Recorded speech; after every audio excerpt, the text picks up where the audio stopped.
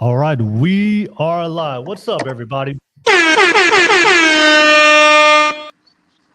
Welcome to another session of the Kava podcast. You guys already know my name is Will. I'm the top Toko host of the number one Polynesian podcast in the world. As you guys can see, welcome.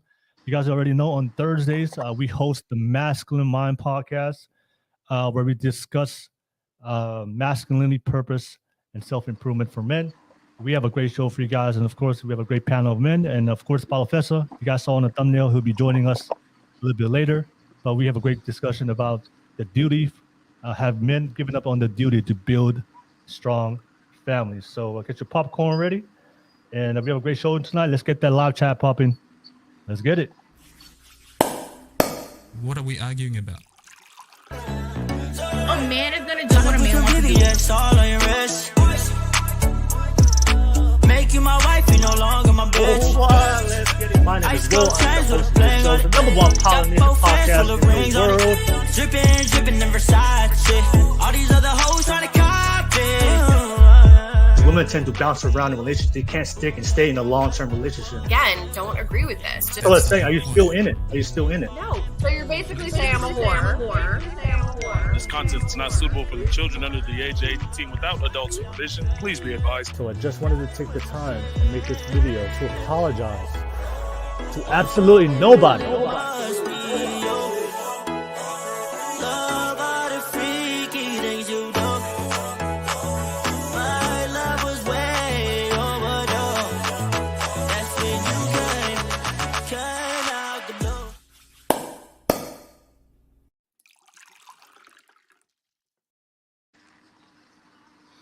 All right, welcome back. Oh, wow, let's get it for all the Kava drinkers out there. Cheers. All right. You guys already know how we do in the Kava podcast. I got the Kava ready, and of course, we got a great topic to discuss tonight. For everybody in the live chat, thank you so much. As always appreciate you guys. And of course, always big shout out to MZ Carol. As always, you're always the first one, always early to show some love and drop a comment. Thank you so much for always the support. Appreciate you. Hope you're doing really well with your health, MZ Carol. But as always, thank you so much, everybody that's watching. Don't forget to like and subscribe. You guys already know what to do. And of course, don't forget, let's get that live chat popping. Let me know what you guys think. We have a great topic to discuss tonight about the duty and responsibility for a lot of men giving that up, especially today in 2023. Of course, we have a great panel of fellas here tonight, Polynesian brothers. Let's go give everybody a quick introduction for everybody that may not know who we are. And as always, fellas, thank you for making the time to be part of this Mastermind podcast, so we can focus on the self-improvement, purpose, and masculinity for men. I'll start with you, Ness. Ness, give yourself a quick intro for everybody out there. Go ahead, Ness. Hey, what is going on, everybody? My name is Ness. I hail from the small state of Nevada, and I am excited to be here with T and Will. And when Professor jumps on, just talk a lot about different ways that we can improve our young men to become better men, and along that, learn from each other. All right, no worries. As always, Ness, always a pleasure to have you on. And I know we did a podcast together a couple of weeks ago on the launch. Shout out to you. Thank you so much for being part of the pod. Did you gain any new followers or new enemies after that podcast? What was everybody's general reaction when they watched you on that pod? It was a double-edged sword. People finally got to see you in a different light, for sure. And a lot of people were also asking, like, "Dang, you went all the way out there just to get on the podcast?" I was like, "Well, the Polynesian supporting another Polynesian is the only way that we can progress as a people. So that's the only reason why, I wanted to make sure that these haters and wanted to understand, like, hey, the only way we can move forward is if we progress together, moving forward." Facts. All right. Did you let the haters know that they're always welcome to come on and have a face-to-face conversation? Man, I'm about to tweet it out right now. I've been going viral on Twitter right now, so they're coming after me, man. So, hey, let them know. Hey, anytime they want to debate you, hey, this platform is here for you. You can just bring him in here. I'll just be the host and moderator, and you guys can do your thing. Bring them all in. Let's go. We're doing one by one, taking it one by one.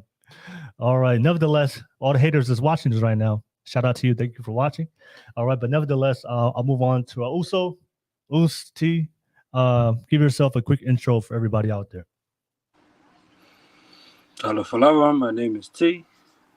It's always a pleasure to be on here for the Masculine Mind podcast with Les and Paulo Fessa when he joins. Will, it's always a pleasure. And to all the haters, hi. I love you guys too. You guys are just as plastic as your endless comments. Pointless motherfuckers. But I'm glad to be here. Thanks for having me, as always. Let's go. All right, no worries. And T, man, you've been, I think you're TikTok famous now, I think in the Polynesian community. So what's your reaction to your newfound fame on Poly TikTok, based on the reactions of people watching your those clips that I sent you? What's your reaction to everybody out there? Anyways, I treat it the same as in real life. Yeah. Especially when you come to poke at what's close to people, although they don't have a full understanding of what it is, even in person, they will have some sort of protectiveness around, even though if it's stupid. So the point is just to piss you off a little bit, rub you the wrong way, and let's start talking about it. And maybe your plastic comments, it's not so plastic after that. But it doesn't really. I appreciate the people for sharing it, but it's the same as if I was to have a conversation with somebody in real life. Mature conversations, not, stuff you, I'm gonna put my hands on you. Nah, it's the brain, guys. It's the brain. No worries. T, as always, and maybe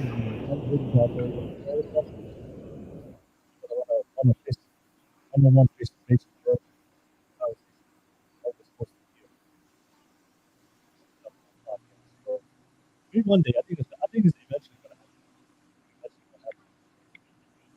Somebody's going to take that face on the pod and have a face to face. Oh, well, I think your audio is messed up. Oh, is it better now? Oh, now you're Yeah, good now. Yep. Okay. Yep. Okay. All right. No worries. All right, fellas. Thank you so much. As always, appreciate you guys jumping on, and thank you for the intros. And of course, everybody that's watching right now, as always, then thank you. Don't forget to like and subscribe. And of course, this is a public show, as always. I'm going to post the link. So if you guys are watching this for the first time, we do extend an invite for anybody out there that's watching and want to ask questions or be part of the conversation. I will post a link pretty soon on the YouTube live chat. So if you're watching this from Facebook, if you're watching this from Twitter, or if you're watching this from Twitch, you have to come to YouTube. I'll pin it to the top of the screen, and you'll be able to click on that link and jump on. So even though it is a Masculine Mind, more focused heavily on men, but ladies, it's always good to hear from the opposite gender. So I know a lot of ladies always DM me on Instagram based on the polls and questions I ask on my stories and their opinions about the different things I post. So if you guys want to be part of this podcast, because I know a lot of ladies are wondering why a lot of men today have given up on taking the duty to build strong families and wanting to get married and have children and having committed long-term relationships. There's a lot of ladies out there that wondering what's happening to today's generation of men. So ladies, if you have something to add to the conversation, we'd love to hear from you guys as well. So definitely click on that link when I post it on the YouTube live chat. But as always, let's get right into it. The topic for tonight: why are men giving up on the duty to build strong families? Okay. As always, if you guys have been watching my podcast, you guys already know I'm I'm very traditional. A lot of the values and morals that I have, and family is one of them. I believe that the foundation of any great society and community is always going to come down to the nucleus family. All right. And that's how you build a great foundation of building strong communities and societies, and eventually a country, right? I think the best way to destroy society is to destroy the nucleus family. So once the family breaks apart, I think that causes a lot of issues in society, with children, with marriages, psychological, emotional, financial. I think I believe that if you have a great family and you grow up in a strong, great family, the chances of you to be equipped with the tools and the values and the knowledge to be able to go through life struggles and live a very purposeful, meaningful, and productive life. I think that's one of the benefits of coming from a strong family. So But fellas, it is 2023. It is no longer our fathers and great grandfathers and times. We live in a way different society with different ideologies.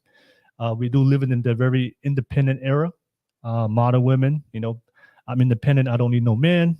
And of course, we have the MGTOW movement here with the red pill, manosphere. Don't get married. Men going their own way. A lot of men today are choosing to opt out of pursuing meaningful, committed relationships long term, and of course pursuing women, especially in the West. I'm not talking about, so if you watch, depending on where you're watching this stream from, you'll be watching from a different country, but I'm just talking about the West, and we all here, Ness and T, we all here live in America, so I'm talking from the perspective of living in the West. So yeah, but even though a lot of men are choosing to opt out of marriage, a lot of men are choosing to give up on that duty to build a strong family, because in order to build a strong family, it takes a lot of responsibility and duty. So a lot of men are choosing to opt out of it. So but let me read some statistics for you guys. There's I'm always a big stats guy, but right now I saw a statistical survey online that said men tend to report higher levels of loneliness than women, with 39% of men living alone experiencing loneliness, and 1 in 3 men believe that there's no one help them out if they are ever in need. All right. I think there was also another study I saw that I think 30% of men, I believe, I got to double check that. You can fact check me if you want. But I think 30% of men say that they only have one good friend in their life. So a lot of men out there feeling lonely. A lot of men out there feeling like they don't have any good support systems for themselves, any guidance to become men of value, good men in their lives. So ultimately, yeah, I want to discuss that. I want to break down why a lot of men are choosing to give up on that duty of responsibility. And I think I posted something online on my story, right? Obviously, we're all men here, and I discussed on my story saying, the journey for a boy to become a man, that our journey as men is we have to go through a lot of hardships and obstacles in our life. And that's how we develop the strong morals and values and principles, become the type of men that we want to become, especially, good men, right? But I think one of the reasons why we choose to go partake on that difficult path is because of the outcome of getting a family and finding a loving woman that we can share our life with and procreate and build a family. I think that's one of our main biological reasons as men, to build ourselves up, to build ourselves, our resources, to put ourselves in a situation where we can attract women, where we can have children and build families, is because that is one of the reasons why we pursue and do all the things that we do as men, our responsibilities and duties, and the difficult things that we do and have to overcome, especially from a very young age. But I think for me is if you remove pursuing a relationship with women, a long-term relationship and meaningful relationship with women, if you remove children and kids and a legacy, then in my mind is like, what's the purpose? Then why do what we do? What's the purpose of going through the hardships to becoming a good, strong man if we have no reward from it? Because I believe that's the reward we get. I think that's one of the byproducts and the outcomes we get when we become good, strong men. We get to attract a good woman. We get to continue our legacy as men, and that makes it worth it, right? What's the purpose of living alone and building everything that we do as a man, and to be alone and not have somebody to share with, or not be able to continue our legacy and our family line and our bloodline? So it's an interesting conversation. So a lot of guys are choosing to opt out of it. They don't want to get married. They don't want to take on the responsibility of building a family. But then, and I believe, in my experience, in my opinion, that's why a lot of these guys feel lonely, because they have no goal, no motivation, or any kind of sense of purpose to do the things necessary they need to do, and to overcome the obstacles and hardships they have to overcome to become a good, strong man. Because if you remove the motivation of building a family, then what's the reason to do it? I can't think of any other reason besides having a family, besides attracting a good woman, as for men, why we do the things that we need to do. I mean, you can have money, you can have status, but after all that, I think it's I don't think it's gonna give you as far as a meaning, a sense of meaning and value, as much as building a family and purpose. So I I have a tweet I'm gonna read, but I'll read it later. But I want to get you guys' response because this topic was inspired by Tui. Tui sent me a text. I'll read it a little bit later. I gotta find it on my computer. But then I'll let you guys respond real quick and let me know what you guys think about the topic at hand. And we have a different list of things we're gonna discuss, and then I'll be able to read a tweet once I find it. So I see Ball Fest in the live chat said almost home. Apologies. No worries, Doko. I know you're on your purpose and on your grind. Do your thing. Whenever you're ready, you can jump on. But let me pass it to you, Ness. Ness, what are your general thoughts about the topic at hand? Why are men giving up on the duty to build strong families? Yeah, it's interesting, right? When we think about that concept of like men just giving up about on families and stuff like that, and I think a lot of it stems from social media, right? I think nowadays with social media, the the evolution of social media and being able to find partnership across the world by sitting in your living room, right? So if I'm here in Nevada and I'm talking to a girl or whatnot, I can easily find somebody else in Seattle or Texas or Florida or across the world or whatever it is, and I think that puts a lot of stress. I mean, a lot of stress as far as like trying to find the right one, and on the flip side of it, a lot of it comes from a lot of women themselves determining what they want in a relationship, and you see a lot of divorces happening. A lot of women are leaving men. Or I think there's a stat that says like 80% of the divorces are filed by women for various reasons. I think the top one was finances, right? So men are scared to put their life on the line, their resources on the line for marriage. Do I think it's right? No, I don't think it's right. I think as a man, it is our responsibility to make sure we vet out the right person, the perfect person for us, build a family, create generational wealth for our kids and their kids and their kids. So that way your last name can survive, and hopefully people will remember you for doing good things instead of bad things. Okay, all right, no worries, Ness. Thank you for sharing. Let me read this message that inspired me to just to focus on tonight's topic real quick, and I'll pass it to you, T. I just want to read it because I think it's very profound. Let me just read it real quick for you guys. Just find it. Give me 1 second. I'm just gotta find it. All right, share screen. Okay, there we go. So shout out to Tui. Tui, if you're watching, thank you so much for the text you sent me. But let me just read this. Let me read this message she sent me. It was oh, there you go. Hopefully you guys can see it. You guys can see it? Okay. So this is the message. Okay, message for the young single fellas. Okay. Make money, get ripped, buy the watches and cars and travel the world, but you got to get clear on something. Until you marry and have kids, you're only playing a novice level of this life's game. Before you get twisted, listen. A rich dude makes money, lives the bachelor life, hangs with all the hot chicks, has all the shit and dies, and his shit gets left to charities, and maybe he gets a hospital named after him. 2 minutes after he's gone, no one remembers him. But most importantly, his influence is gone. His way of being gone, his message and influence gone with him. All the power he had building his empire, all the eyeballs on him, and here's something and hearts following him, gone with him. When the rich single dude is gone, all that's left is money, the influence is gone, the empire split up among strangers. Now, when a wealthy man who has his home and marriage in order and has children who he taught, lead, and raised passes away, he continues to live through his posterity. Okay? And let me just read the other one to continue that message. And his ideas, philosophy, his vision, hell, even his mannerisms and habits. I'm a father of four young men who are all being raised to build their own wealth, speak their own truth, and shine the light. Guess where they all learned this way of being? Me. In 100 years from now, many generations will continue to live and thrive, not because of my money, but my teachings, example, and way of being. Because my children will follow my lead and raise their children as I'm raising mine. My young men will honor a queen, build a kingdom, and bring their own posterity into the world to teach and lead.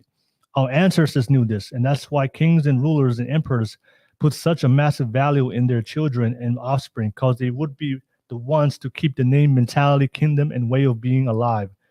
Fellas, enjoy your single life, but make no mistake, you should be ruthlessly focused on becoming a husband and a father if you want to truly have a place in history among the greats, and if you want to ensure you live long after you've died.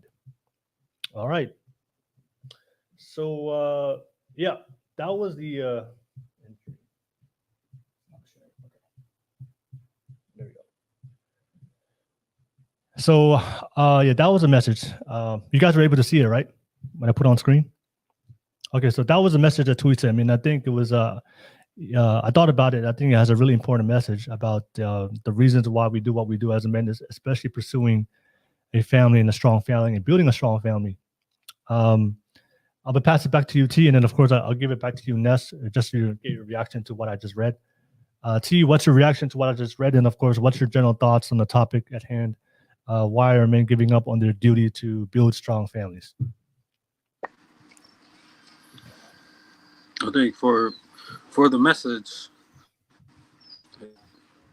I don't think I've run into maybe a few men that their focus is just to themselves, because it's either it's difficult for them or they're completely tuned out of having to build a family to where they just focus on themselves, and until that time comes for them, whatever situation or however they leave this life, they're okay with it. But I agree with the message in the sense of, because I know most men that it's something that they want. They can get all the money, they can get all the cars, but deep down inside, I have yet to run into a man who doesn't have any aspirations of not wanting to build a family, not wanting something for himself, a legacy of some sorts. But it's always, I guess in that sense, it's a nurturing side of the man to be able to try and build something for himself, have his name on it. It's like a very territorial kind of approach from a man. But for nowadays, build something for himself, have his name on it. It's you good, bro? Yeah. Oh. Oh. I'm sorry. No, because the audio came in, so I just want to make sure. Oh, the audio it stopped now, right? Yeah. Okay. Yeah. I think for your original question was, some men have tuned out. At the end of the day, if the shit hits the fan, we still on our own at the end of the day, and it's a very lonely life as a man. It's kind of similar to that video that you had on last night's show. The approach of a woman living a life of a man, only realizing it's so lonely. And that's our reality. It's a lonely journey for us too. And some men nowadays just got sick and tired of all the masculinity that's been taking over everybody, including women, to the point where we just don't. They have completely tuned out of having to build, of wanting to build a family for that matter. And as far as what I hear from people my age and down, some of them, they just get the sex. They just enjoy their time, and whatever happens, happens. That's why we start seeing kids out of wedlock. And for them, that's their conditioning is, oh, I got a kid, so I gotta share those duties with the women. But I think it's because they're so immune to how the dating scene is today that not a lot of women are focused around building a family. Some of them will say that they want a family, this, that, and the fourth, but if it's not to the standards or their specific preference for how they want it in order, and that there's a falling out. There's automatically a falling out for some reason. But I think for men, from what I see, they're just completely tuned out. They just got sick of it. You poke it enough, it's going to respond, and it's not going to respond in a good way either. That's all I got for now. All right. Thank you for sharing that, T. Thank you so much. I see a lot of you guys on the live chat. I see you, KDK. Let's get that live chat popping. Let me know what you guys think. Don't forget to press that like button to make sure that we can get the algorithm going to build this video to reach more people. And don't forget, I just posted the public link on the YouTube live chat. It's pinned to the top of the screen on YouTube. You can see it. So if you guys want to be part of the conversation, definitely click on that link. I would love to hear from the women as well. Of course, you guys already know the masculine minds focus on men, but it's always good to hear the perspective of the women and what their realities, what they see out there in the world. So, and don't forget, if you want to support the channel, I know a lot of you guys love the channel, support the content, see value in the content that we provide. If you love the content and you see some kind of value in it, the best way to support my channel, drop a super chat donation. And of course, if you have any questions or topics that you guys want us to discuss, ask it through a super chat donation. I'll definitely make it a priority. I'll post on the top of the screen. I'll thank you, give you a shout out. But also, like I said, every donation goes back to the pod because I always want to give you guys the best quality content. You guys already know I put a lot of work for you guys. So, yeah. Nevertheless, I'll pass it back. I will pass it back to Ness. Just get your reaction to the message I wrote, I posted, and I'll come back to you, Balafessa. Balafessa, thank you for joining. I'll pass it to you, Ness. So, Ness, you know, with that message that I just read out on the screen, what was your reaction to it? It's pretty powerful. I mean, I think for me, when you read it off, I felt like that's a big key component that's missing in men today. And I think with society today, the way that society is rolling, it's kind of just like, it's kind of almost, how do you say it?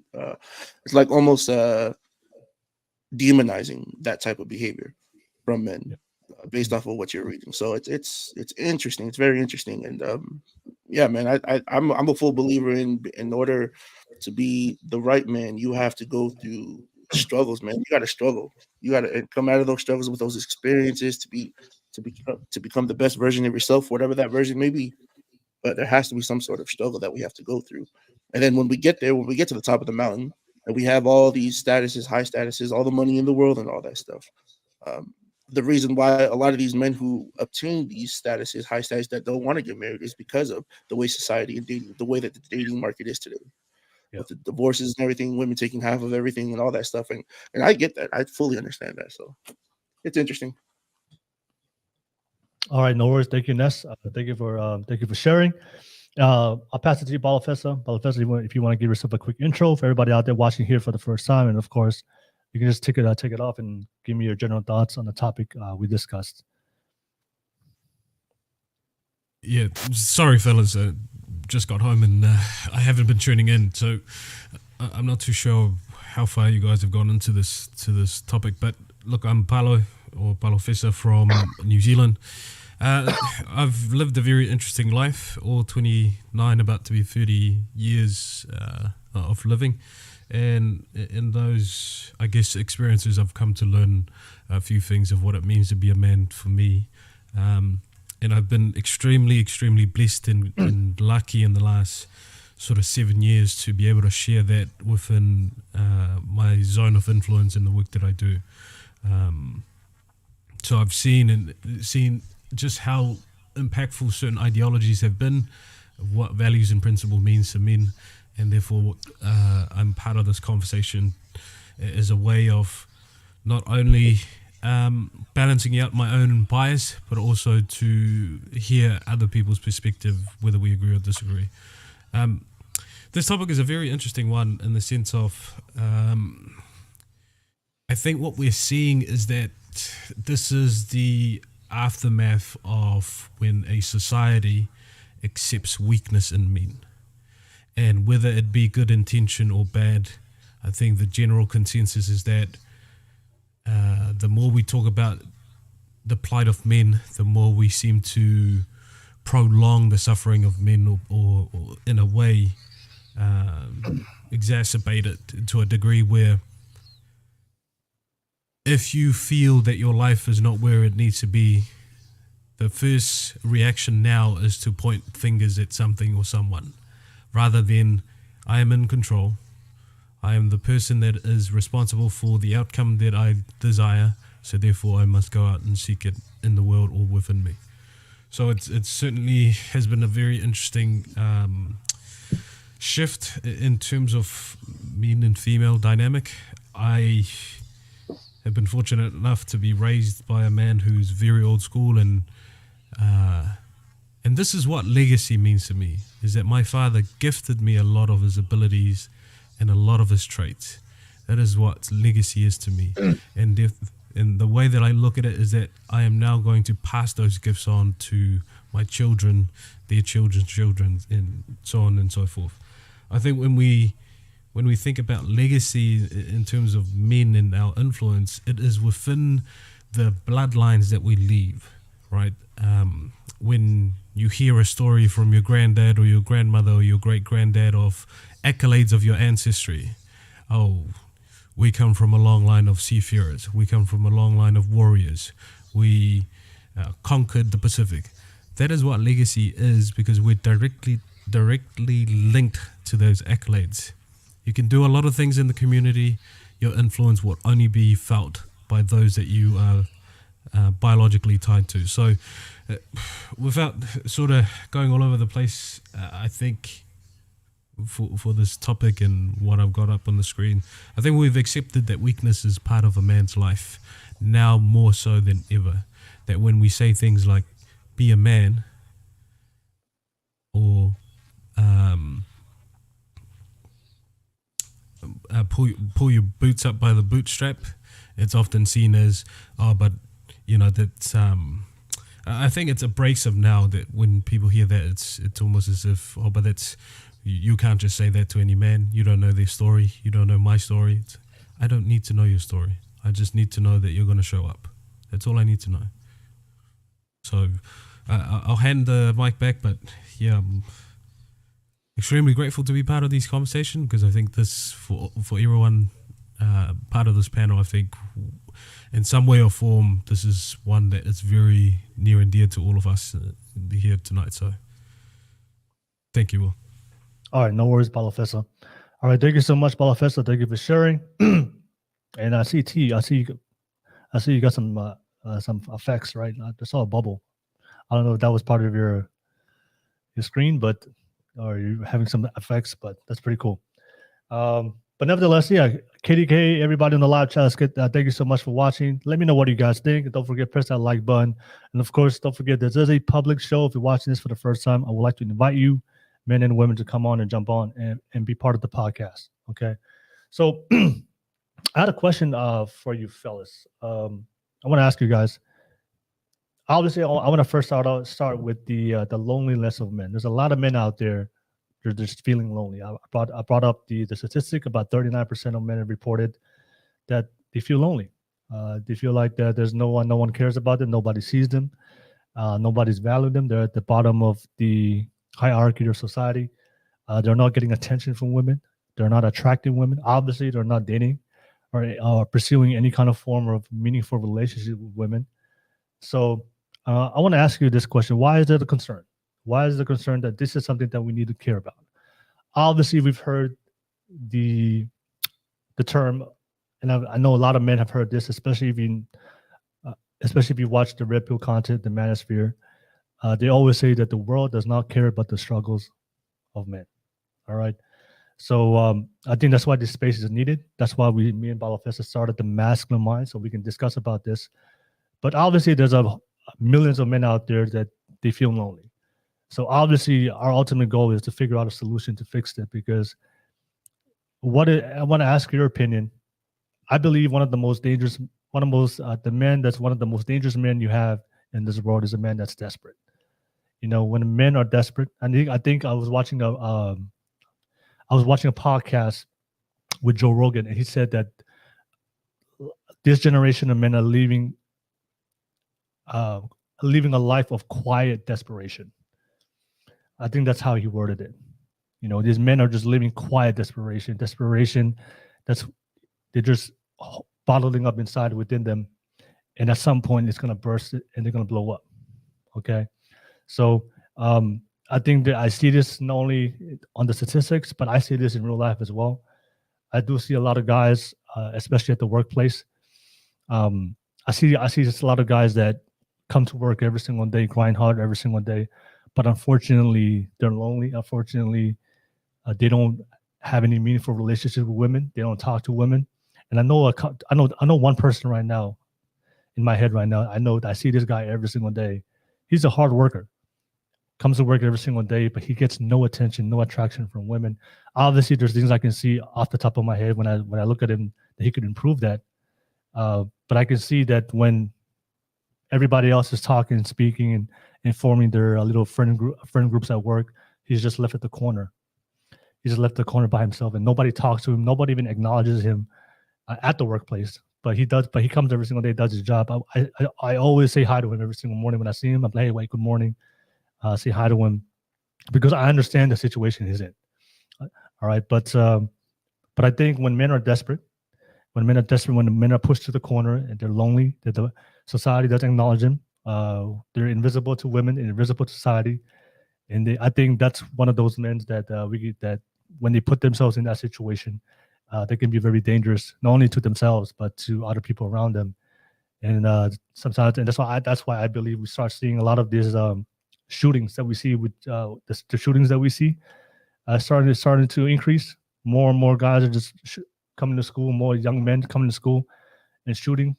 I think that's just a reflection and a consequence of these guys are just very desperate, put in a very desperate situation, and they need attention, they need validation.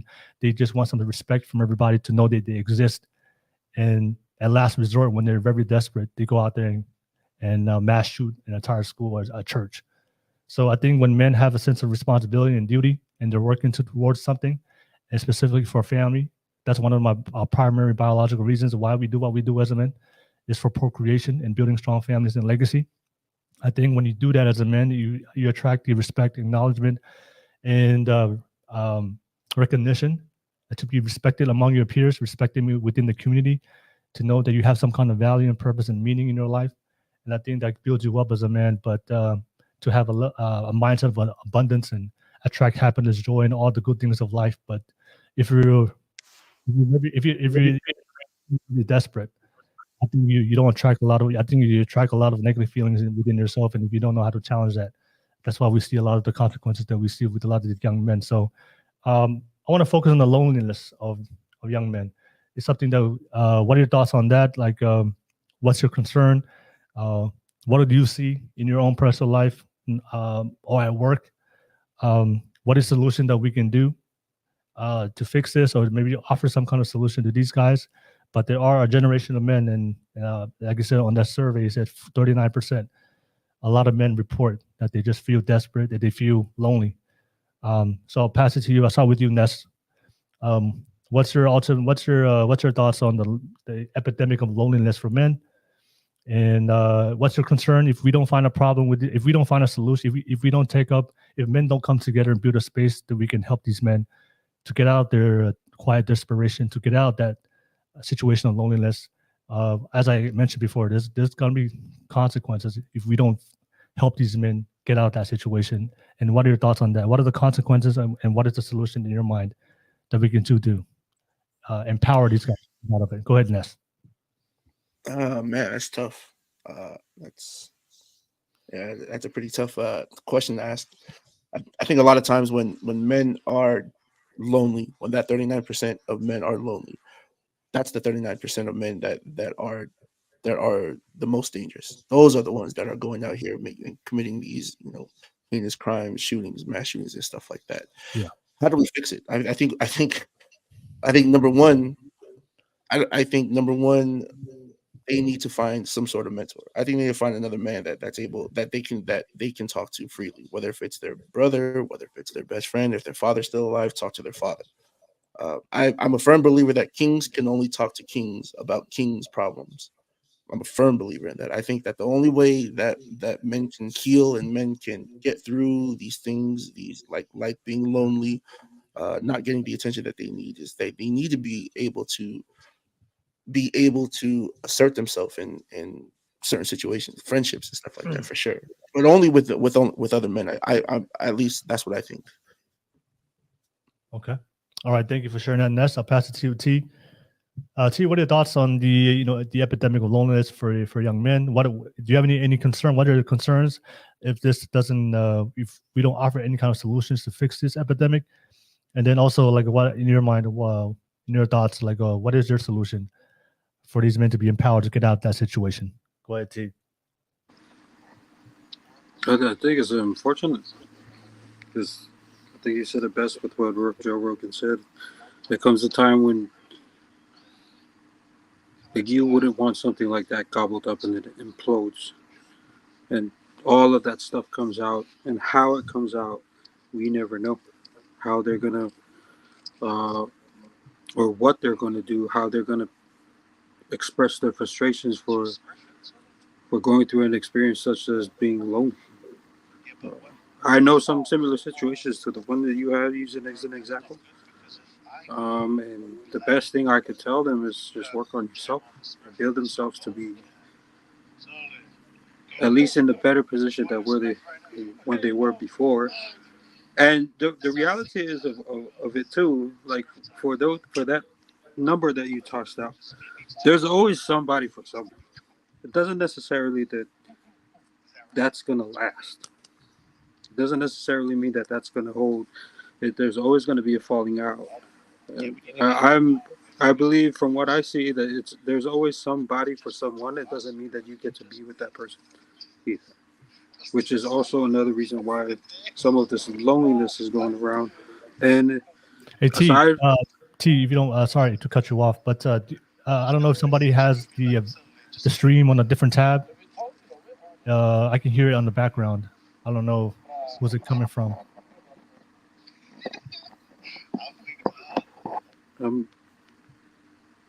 is it good on your end?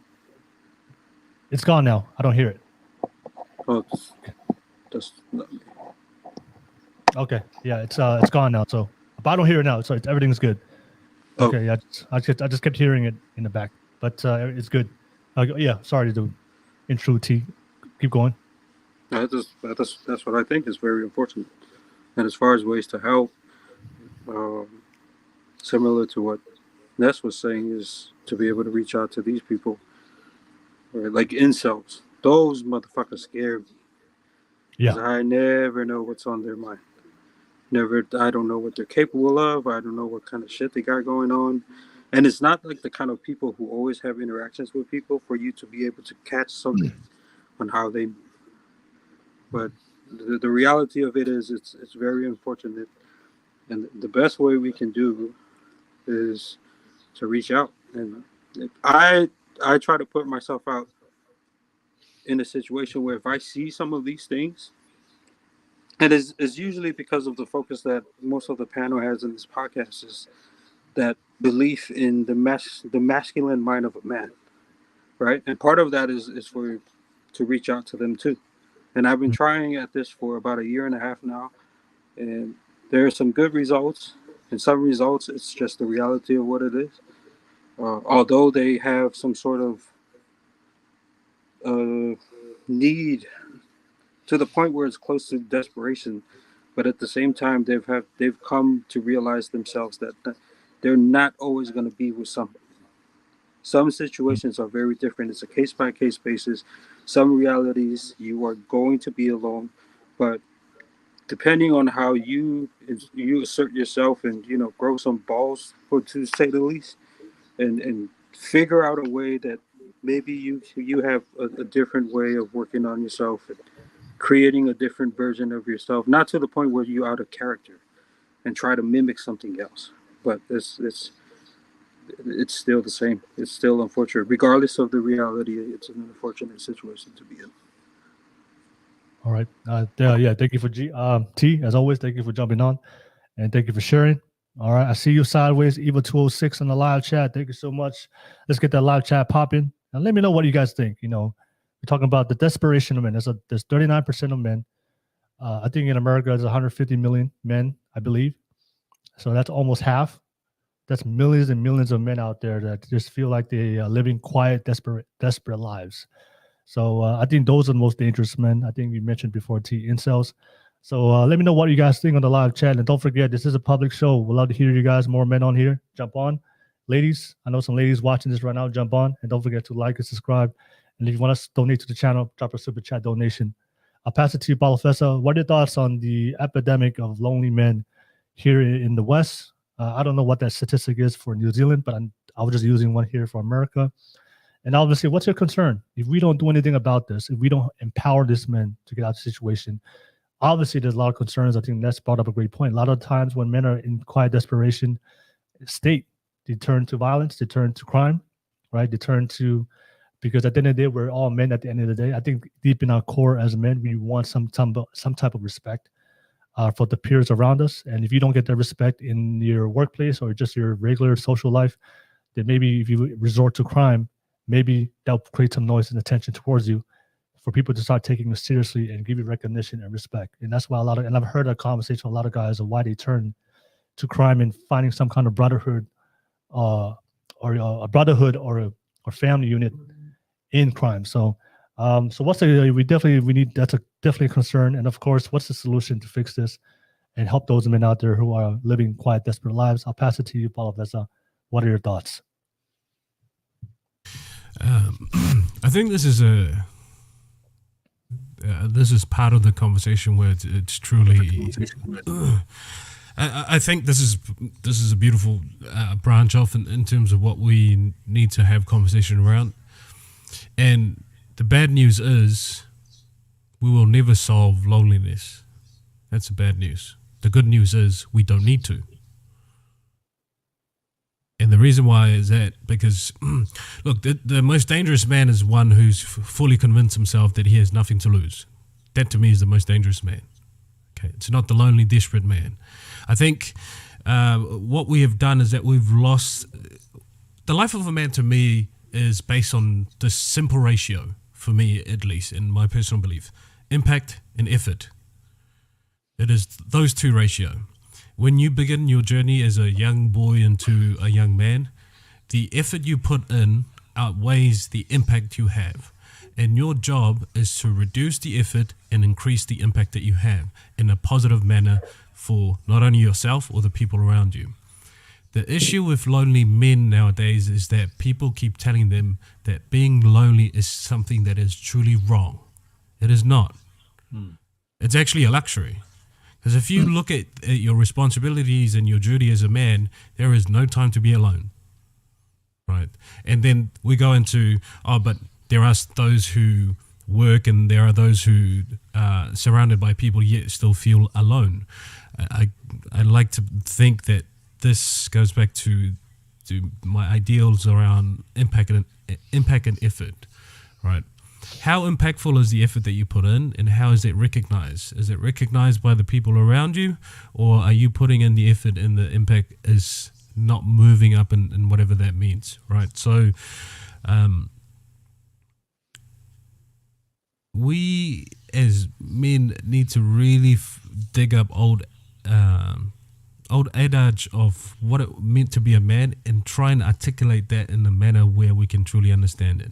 This idea about masculinity and masculine mind has been an old adage that we're now revisiting and having conversation around. This used to be instinctual for a lot of men. We move and operate in such, and we were driven to move that way without even having to have conversations around it. People will bring God. People will bring spirituality, whatever that may be. I think the conversation to be had is to be alone is to be a man. That's really the reality of us in our being, is that we are truly lonely beings, and it's part of the roles that we play in society as men. As the sacrificial sex, unfortunately, there will be a lot of times in our lives where we truly feel lonely. I, for one, have felt truly alone when I'm lying in bed surrounded by my family. And now I have different ways of looking at it in the sense of, okay, it is peace, it is calm, it is time to reanalyze my thoughts, whether they're good, they're positive. What are the things that are bugging me at this instance? What are the things that I need to improve on? So, to reiterate, the bad news is we will never solve loneliness for men. The good news is we don't need to. We just need to give men the tools that they need in order to walk through that process. What is it that in your loneliness that truly bugs you? What is the thing that is driving you to feel desperate to be impactful? And what are the inputs that you're putting into your life that does not seem to yield whatever result that you're seeking? That's where the conversation needs And you know me well, and I think if anyone's been a regular, I love those lonely times. I really do, because those voices in my head, when they truly come to me, they come for me and they come for my neck, and those are the things that I use as fuel. Oh yeah, okay. Look, I can remember vividly a lot of the conversation that I've shared in this podcast. One of those voices was echoed in my head, started with my father saying, "You'll never mean anything to me until you put a degree on my wall." And then I gave him a 6-figure contract with no degree. Right. I think, and maybe I'm fantasizing about a particular type of man. Maybe it's a Hollywood kind of man that I've seen. And mind you, I model a lot of the characteristic of manhood based not only on my father, but things like Don Juan de Marco, James Bond, Zorro. Right. These were the type of men that I modeled a lot of the characteristics of my life from. So I might be fantasizing this, but to a degree, the old adage of grow some chest hair, pick your balls up, be a man, is almost a call to action when I hear that. It is to bring the man in you and be ready. So I'll leave it at that, but yeah, I don't think loneliness is the problem. I think the biggest issue with a lot of men is that we don't give them the tools in order for them to navigate those spaces when they're in those spaces. Because we can say, and this has been a big problem of mine with a lot of the mental health initiatives here, is that we talk about peer-to-peer, but we don't talk about the lag time of an event to the peer-to-peer. There is a lag time in between. There is an event, this person is going through something, and then there's a decision, whether it's to go towards a mate or to make a decision to exit. That lag time needs to be addressed. And unfortunately, that lag time is personal. The person going through that event is the only person that is going through that lag time. And that's where the focus needs to be. That is before we get to peer-to-peer. So that's why I stand in what it means, you know, when it comes to loneliness. That's not an epidemic. The epidemic is that we no longer give the tools necessary for these men to navigate their own head.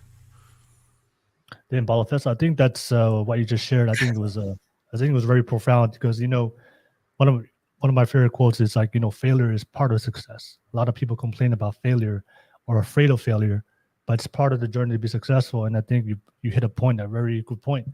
Loneliness is part of the journey of being a man. It's not wrong, but society has convinced men that being lonely there's something wrong with you if you're lonely as a man or you're going through some lonely times. And I think just reflecting on my journey of where I started in my life, growing up in Tonga to the point of moving to America, trying to pursue my goals and dreams out here, and of course, transitioning from one industry to start a career in podcasting. Majority of the things that I had to do to get to where I'm at right now, to become the type of man I am now, to develop the values and principles I am now, I would say 80-90% of that journey is just being alone and working on myself. And I think a lot of the roles that a lot of the traits and qualities that makes a great man, we always talk about on the podcast: accountability, resiliency, courage, right? Providing, protecting, right? Leadership, right? Strength, right?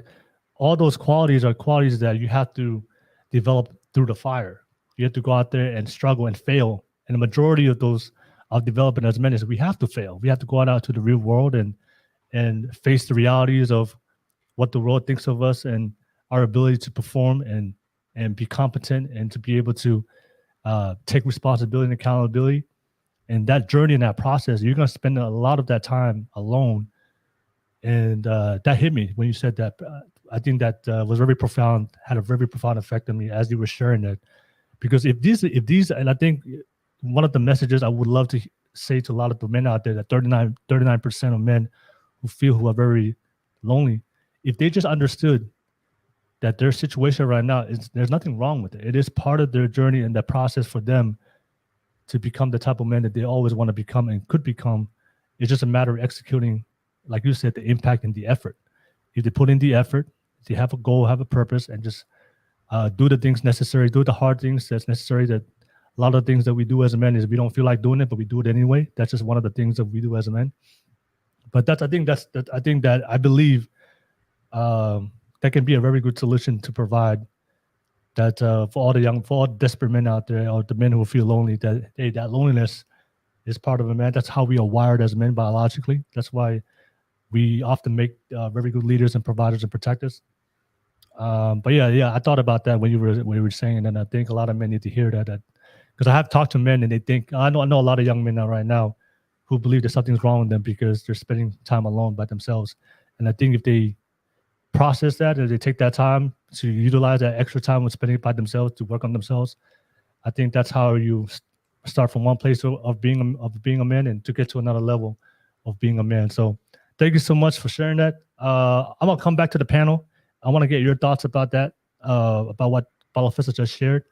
And of course, everybody out there, I see Joan Nessing for more. I see a lot of new names on the chat. Thank you so much for watching. I see 17 viewers right now watching. Don't forget to get those likes up. I don't see one like right now for everybody out there. So press that like button. Press that like button. If this show is giving you value, the best way to show support is press that like button. And of course, don't forget, as you guys can see, we just have another brother jumping on. Be part of the panel. All right, this is a live show. It's a public show. So if you want to be part of this conversation, jump on and be part of the conversation. We'd like to hear from everybody. But as always, Fatty, shout out to you. Fatty, thank you for jumping on, Fatty. What are your thoughts on the conversation we're having right now? We were discussing why a lot of men are giving up their duty to build strong families. And of course, we were discussing the 39%. There's a report out there that 39% of men feel lonely. And what are your thoughts on that, Fatty? I only listened to the 5-10 minutes, and shout out to you guys, Nas, T, Paulo, and Will. What's up? How are you guys doing? I think loneliness is just like money. You only can say that money, like you only can appreciate it when you have a lot of, like when you actually experience the company of a lot of people. Like it's easy for a rich person to say money is not everything, but for a broke person, he looks up and he says, "Why are you saying that? I literally need money every day." I think only a person that has loneliness as an option and not as an obligation, like they have no choice. People that actually are on this list are the people that have no choice. I think all of us, if we have families, if we have friends, if we have women, we can actually live with ourselves. We look at the mirror and says, "I opt to be lonely, and that's good for me. It brings me peace. It brings me joy. I actually appreciate it." I think these people are not on the list. These people is like the incels, right? Is the people that actually want to have sex, want to get bonding with people. They want to bond with people. But they can't. Unfortunately, they can't. So that's the part of the loneliness that unfortunately is going to be more and more prevalent, since we are not real people, we are more avatars. A lot of people give more importance to the avatar person that they are on the internet, who they are on the PlayStation lobby, who they are on YouTube, who they are on Facebook, on Instagram, than who they are on real lives. And that's actually will bring people far away from each other. The richer will get rich because they will get a lot of attention and a lot of opportunities to actually make friends, make families, and all that. And the people that are on the bottom, unfortunately, are going to drown. Last thing, you guys were talking about courage, strength, and all that, right? Mm-hmm. There's no reason for you to possess those traits if you're not willing to protect nobody. You don't have a family to actually, like, when we talk about, and this is the thing about the manosphere-ish and the man improvement and all that, if you notice, everything that we say usually ends up, why are you doing that? To take care of a family, to be a better father, to be a better husband. And when these people actually don't have that because they are removed from society, they are not having sex, they are not having women, they don't have friends, they don't have families. Why do I need to be resilient, strong? And like, you see what I'm saying? Like, it takes actually the motivation out of it, because a lot of people are okay with being average. A lot of people actually are okay with being at the end of the line, as long as they're alone and nobody sees them and they work for. It's like people that don't have to take a shower and dress correctly because they work from home. There's no need for me to do it. There's no necessity. But as soon as I'm on the street, as soon as I get a woman, as soon as I have some kids, now I have actually to develop those things because I need to be a protector, I need to be a provider, I need to be a leader. So now there's my motivation actually to be productive on society. But this is the gift and the curse of being a man. It seems like we are here on this planet to actually protect and provide for women. And if you take woman out of the question, it seems like most of us are okay with having a not okay, but we are satisfied with just being average at best or being worse than that because we don't have no one to protect and no one actually to pull to our side and actually to strive with. So it is what it is. Thank you for sharing that, Fatty. I do hear my echo. I don't know who it is, but I hear myself in the background. So whoever has that can turn that off. Thank you. As always, thank you so much, Fatty. And of course, if you're watching this right now, don't forget, you can jump on, be part of a guest. Click on that link and jump on. It's pinned to the top of the screen on YouTube. But I want to get everybody's thoughts on what was just said. Anybody want to add on, and especially what Fatty said, Paulo Festa said. I just want to pass it to you, Ness and T. Let me know what you guys, anything you want to add on to the discussion, because Paulo Festa made a great point that loneliness is part of the journey of being a man. It's not opposite, or it's not wrong. If you do, there's nothing wrong with you as a man if you're going through that journey. It's just part of the journey of becoming a man. And then Fatty brought up his points that we live in a different society today, that a lot of men are opting the way society is and the type of lifestyle that we live. There's a lot of guys are put in a situation that they can still live their lives without possessing the qualities for them to be able to build a family and get a woman, because you can still attract and get sex today in today's modern society without having any of those qualities. So I understand his point from that perspective, but I'll pass it to you, Ness. What are your thoughts? Anything you want to add?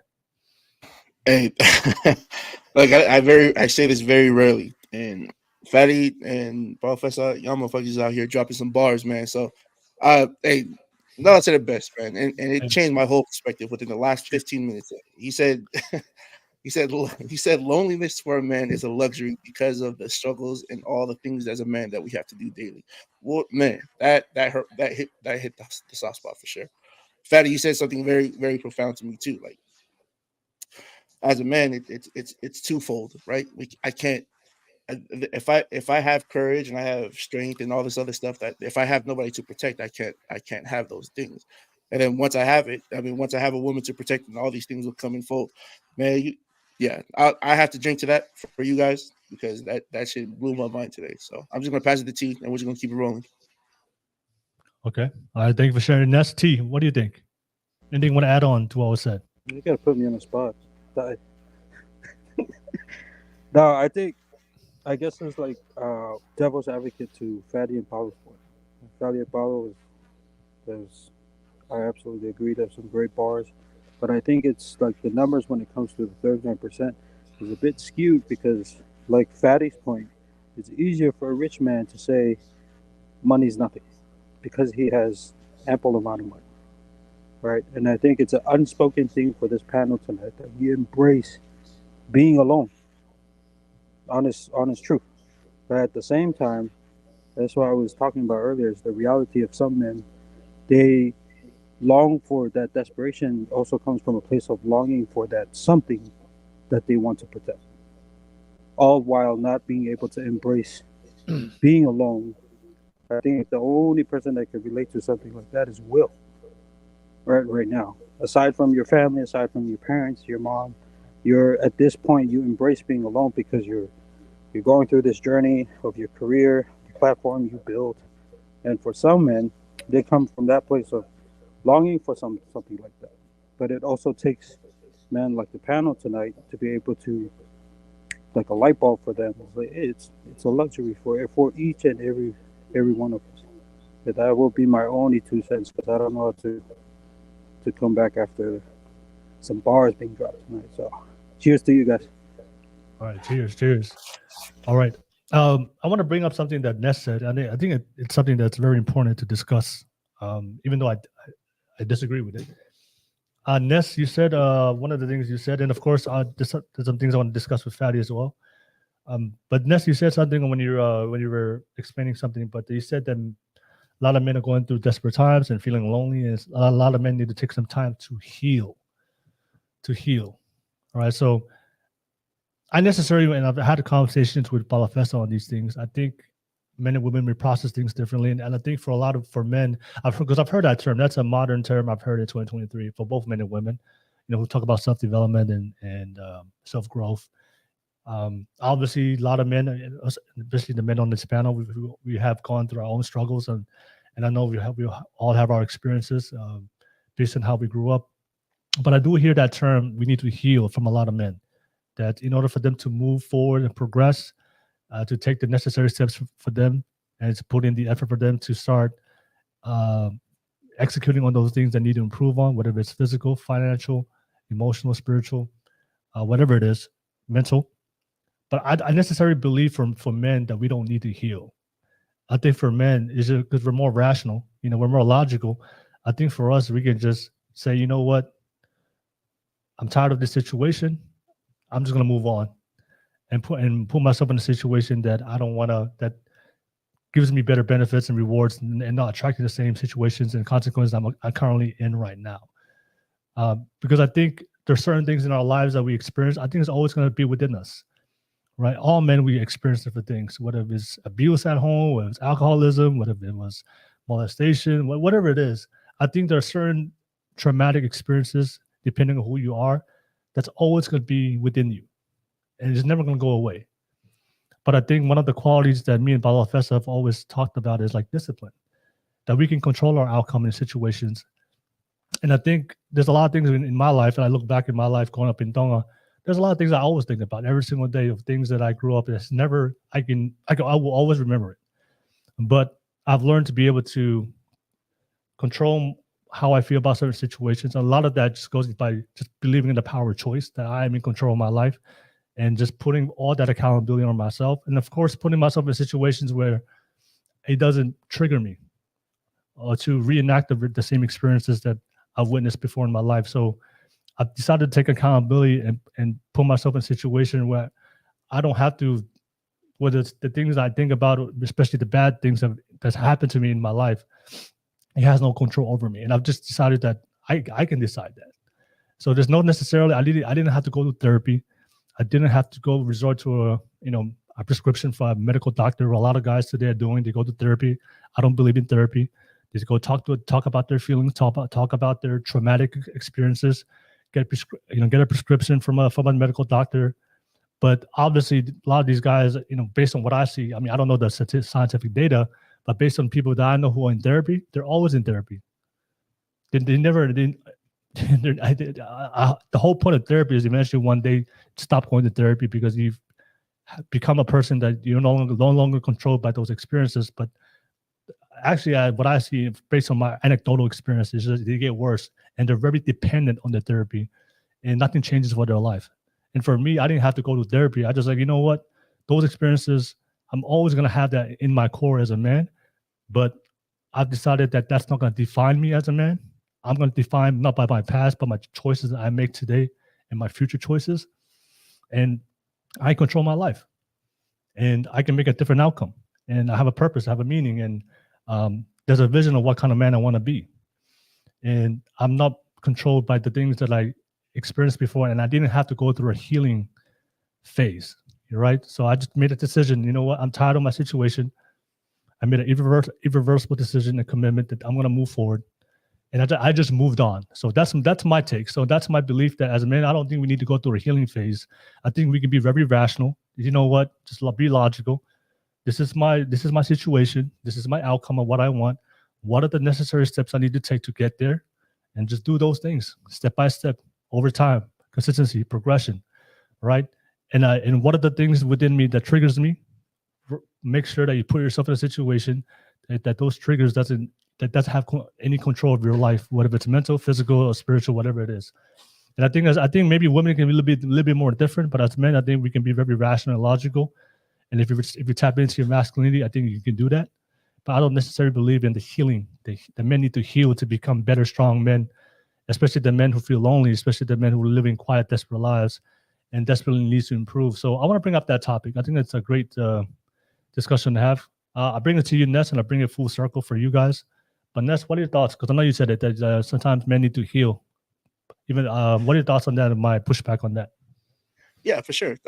It's valid, right? The points that you're making. I think when I think about healing, it is essentially what you're saying, Will, right?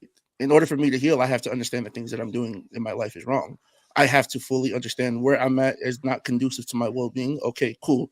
I can switch it on and off, right? I have to take accountability for my actions and understand, like, hey, Ness, you're not where you're supposed to be at. You got to fucking get your shit together, tie your shoes up and let's get to work.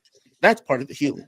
The part of the healing for me is understanding fully what just like you said, like where I vision my life to be at. And if I'm stuck at the bottom and I continue to be there, that's the rut. That's the bottom of the barrel. You're stuck.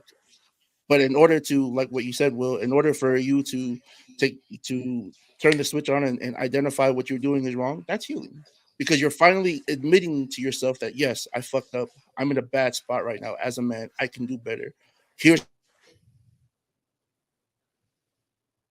Oh, you froze, Ness. You froze, Ness. Okay, I'll come back to you, Ness. Let me keep it. I'll keep it moving. I'll pass it to you, Professor. Professor, what are your thoughts on that? About I know we had this discussion before about healing, but like I said, I just believe in just moving on and not letting and making certain choices and not putting yourself in certain environments that could trigger you to go back to those experiences that you probably had some kind of control over your life that put yourself in that situation. Go ahead, Professor. This is why I will always sound like a broken record when it comes to this topic, because I have such a love and a deep sense when it comes to extreme accountability. And for me, accountability will always trump healing. Why? Because I put myself in the driver's seat. Oh, traumatic experience. Oh, I have a choice. Okay, what do I do? Move forward. I love accountability in the sense that I think this is the easiest superpower any man can ever have. And it all starts with, I am responsible for the outcome of my life. Simple yet very difficult to practice, but once it's consistently practiced, you will come to realize that everything that happens to you in life is part of the experience and the journey that you go through. This is my mindset, and if you can understand this or at least comprehend a fraction of it, you will know where I truly stand. And I sent this to the world a couple of days ago. Let the world seek out my destruction. I will be steadfast and immovable. I will earn my peace in a box 6 feet. Until then, I wage war on the man who stood in my shoes yesterday.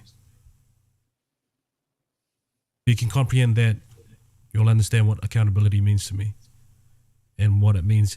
Fuck the healing. I don't have time. I really don't. Most men don't have time. Facts. What we do have time is to say, what do I need to do? What is the decision that I can make today that will help at least alleviate the pain or make tomorrow a better day for me than it is today? And vast majority of the time, that's all that's required.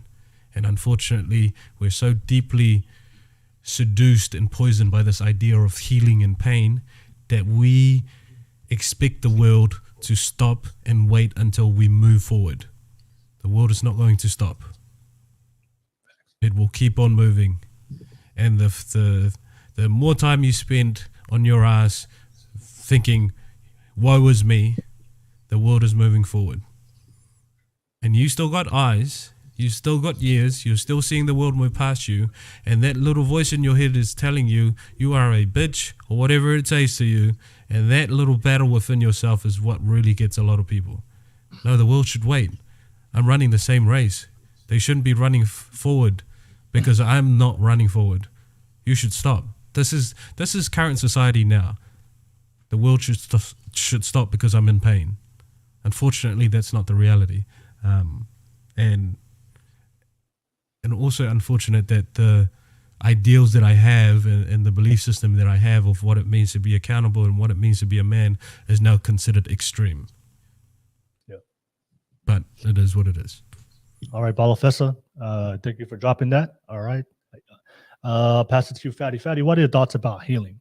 Do men need to heal in order to overcome the obstacles they face, especially the very desperate men? Go ahead, Fatty. Oh, you're I was muted. I was muted. The rookie mistake. Absolutely, they need to heal. And I talk with you guys a lot of times.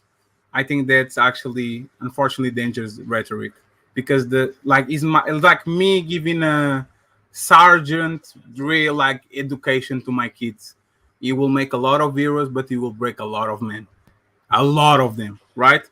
And when you actually put accountability and ask for the kids to have accountability, especially for things that they don't have control, you are gaslighting somebody into thinking that their fault. It's my fault I was abused. It's my fault my wife cheated on me. It's my fault I lost my job. It's my fault. It's my fault. It's my fault. I think a lot of times we underestimate the fact that men are under a bunch of pressure to perform every single day. They can skip, like they can rest. They can rest. They have their families to take care of. They have responsibilities. They have bills to pay, and nobody's going to feel like pity for you, right? So I would like to see more compassion, especially from other men, because again, you can actually break a man by putting in his head that he's accountable for everything that happens to him, which is actually a lie. Let's be honest. You are not in control of your life. And I know this can be dangerous too, so I'm going to give a nuance. You are in control of the things that you can control. And that's where I actually side with you guys. Everything you can control, your weight, the way you treat people, the way you move. I actually agree with you, but you are not in control of people, because if you live in society, if we have kids that at a certain point of time are going to be grown-ups and are not going to listen to us, if you have a wife that has a brain and has her own mind, if you have employers, if you have partners, if you have colleagues, I know people that got their life destroyed by other people and they had no guilt whatsoever. And I believe, for example, Paulo Feza sees me on black panels, right? And there's always this discussion about people that complain and cry and call slavery, and people that say speak yourself by the bootstraps and don't cry about nothing. It has to be both. You have to acknowledge the past atrocities that people committed to your people and actually understand where you come from, understand why you have some sort of disadvantages, but you have to keep insisting that people need to strive for greatness. You need to be better.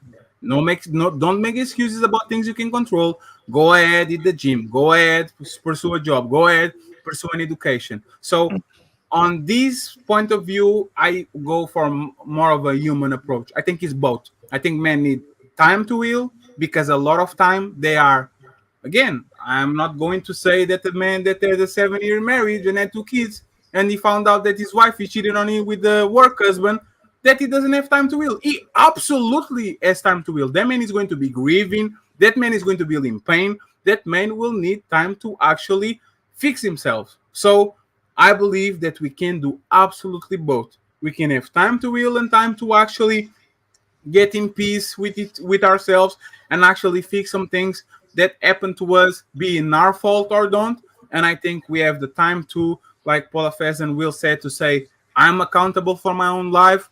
I'm going to fight to actually run away from this darkness that I'm feeling. And if I get got, at least I did my best.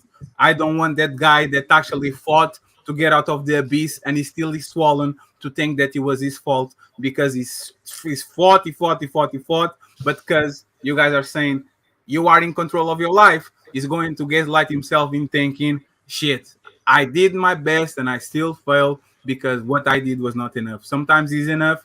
The circumstances around us, the job, the wife, the kids, the family, the friends, a lot of times destiny in itself actually can be a sarcastic and a little bit dark prank on us. So I want to acknowledge both sides instead of actually picking between one or the other. I'm sorry for being coward and not picking one side or the other. I will stick with both. All right. I'd like to quickly respond to Ferdy. And this is I think this, for me personally, this is what I love about these conversations, because I absolutely disagree with a lot of the things you've just said, Fatty. But it's beautiful that we do have that dynamic in terms of you look at it from a very different perspective.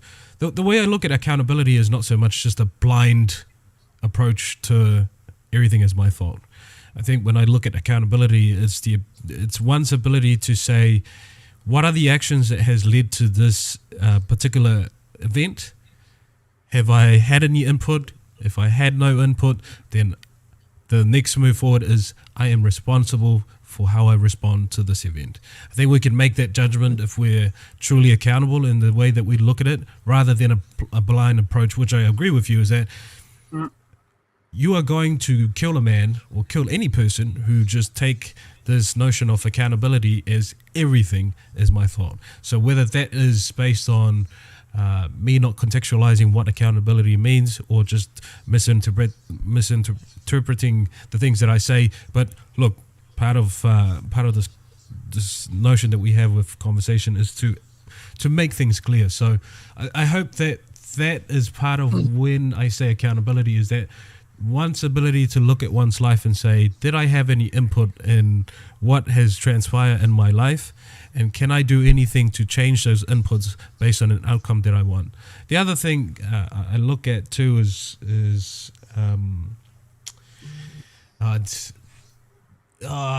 escaped me now, but I think when it comes to accountability, I think you're absolutely right. A blind approach is not the way to go, but being able to deduce where your input has caused an effect on the events of your life or the way that you respond. And one who adopts accountability in that manner will always find ways to figure out a solution and how to move forward, whether it's one step forward, whether it's 1 inch movement, whether it's a crawl, whatever it is, that person. And I think I've just caught it. I think when we have these notions, and I guess this is the byproduct of contents created around self-improvement. Being better is not so much this idea of trying to compete with other people in terms of finance and wealth and all this thing.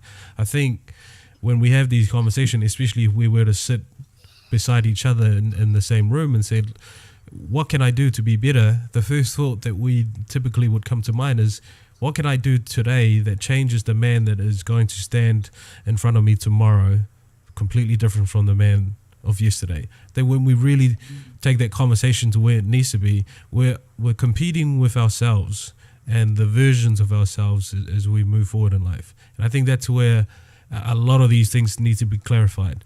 I don't need you to be the richest man in the world, just as long as you have enough finances to alleviate all your obligations to a degree where you can move freely to a certain extent, and that is not weighing you down. There was another point, but I'll hand it back to the panel. I might catch it. I just want to say one thing real quick. My problem is not with the accountability per se, is with your destiny is like there's no one responsible for your destiny. I think that's extremely arrogant. Like the conversations we have about what, like if you are alpha and you will chase your purpose and you get the bag, your woman will never leave you and she will never. I think there's a level of arrogance there when you actually see Jeff Bezos got God, Bill Gates got God, Tom Brady. Like, you see what I'm saying? Like, it's the same. I apply the same thing to life. I think you are actually in control of a huge part of your life.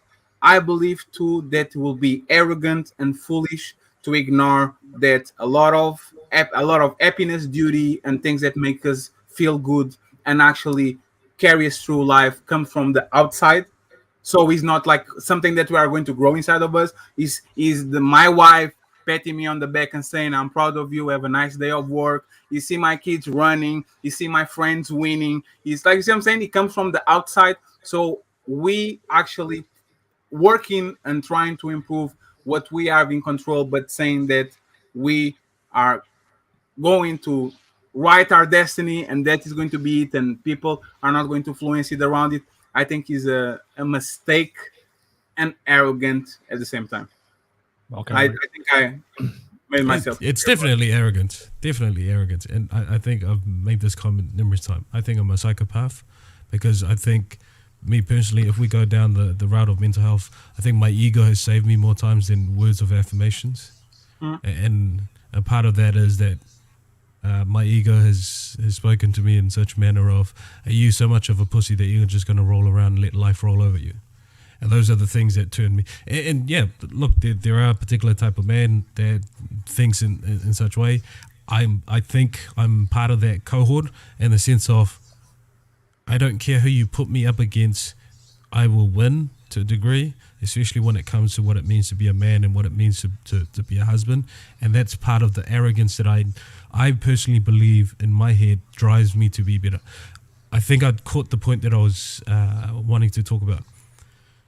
I think every man, especially fathers, men who become fathers, will always have this notion of never being enough. And I think for me, in the conversations that I've had with a lot of fathers, and just my own personal observation and the conclusion I've come to is that we will never be enough. And that's also okay. Because the idea of never being enough is what drives us to get up every morning and to go the extra hour, or maybe go the extra minute. I think that notion of, am I enough for my kids, is what drives us. Okay, maybe I should show up at their game for an extra 30 minutes. Maybe I should go to their recital. Maybe I should go to parent-teacher meeting. That idea of never being enough, especially as a father, I think for me should be used as a way of driving you to be better. And appreciate it that people might take it a completely different route and might feel as if they are being attacked by their own subconscious. But to me, I've had this conversation with me personally when it first popped up in my own head, and then going through a numerous conversation with other men, I've come to the conclusion that I actually need that. Because the moment that I feel as if I'm enough is the day that I stop doing the work that needs to be done. And the responsibility and the duty that I have as a man will now be alleviated because it is enough. Okay. All right, Balafessa. Thank you for sharing, and good back and forth between you and Fatty. Actually, after T and Ness, I definitely want to challenge Fatty real quick. But I'll pass it to you, T. Anything you want to add on to our discussion of healing? Do men need to heal in order to overcome the obstacles they're facing in their life, especially the men who are feeling lonely right now and they want to get out of it? Do they need to heal in order to get out of being lonely and get out of that quiet desperation? What do you think, T? I think for maybe not all men, but some men who are in that desperation, they've become docile to the point where we're so focused on this. It's like semantics now. Healing. Hey, T, I'm sorry to cut in, but there's an interference sound I'm hearing. I don't know who's coming. I know Balafessa. You can pass it along. Let me check my audio stuff. Yeah, Fatty's on mute. Balafessa on mute. Like you want to go to Ness so I can figure that out?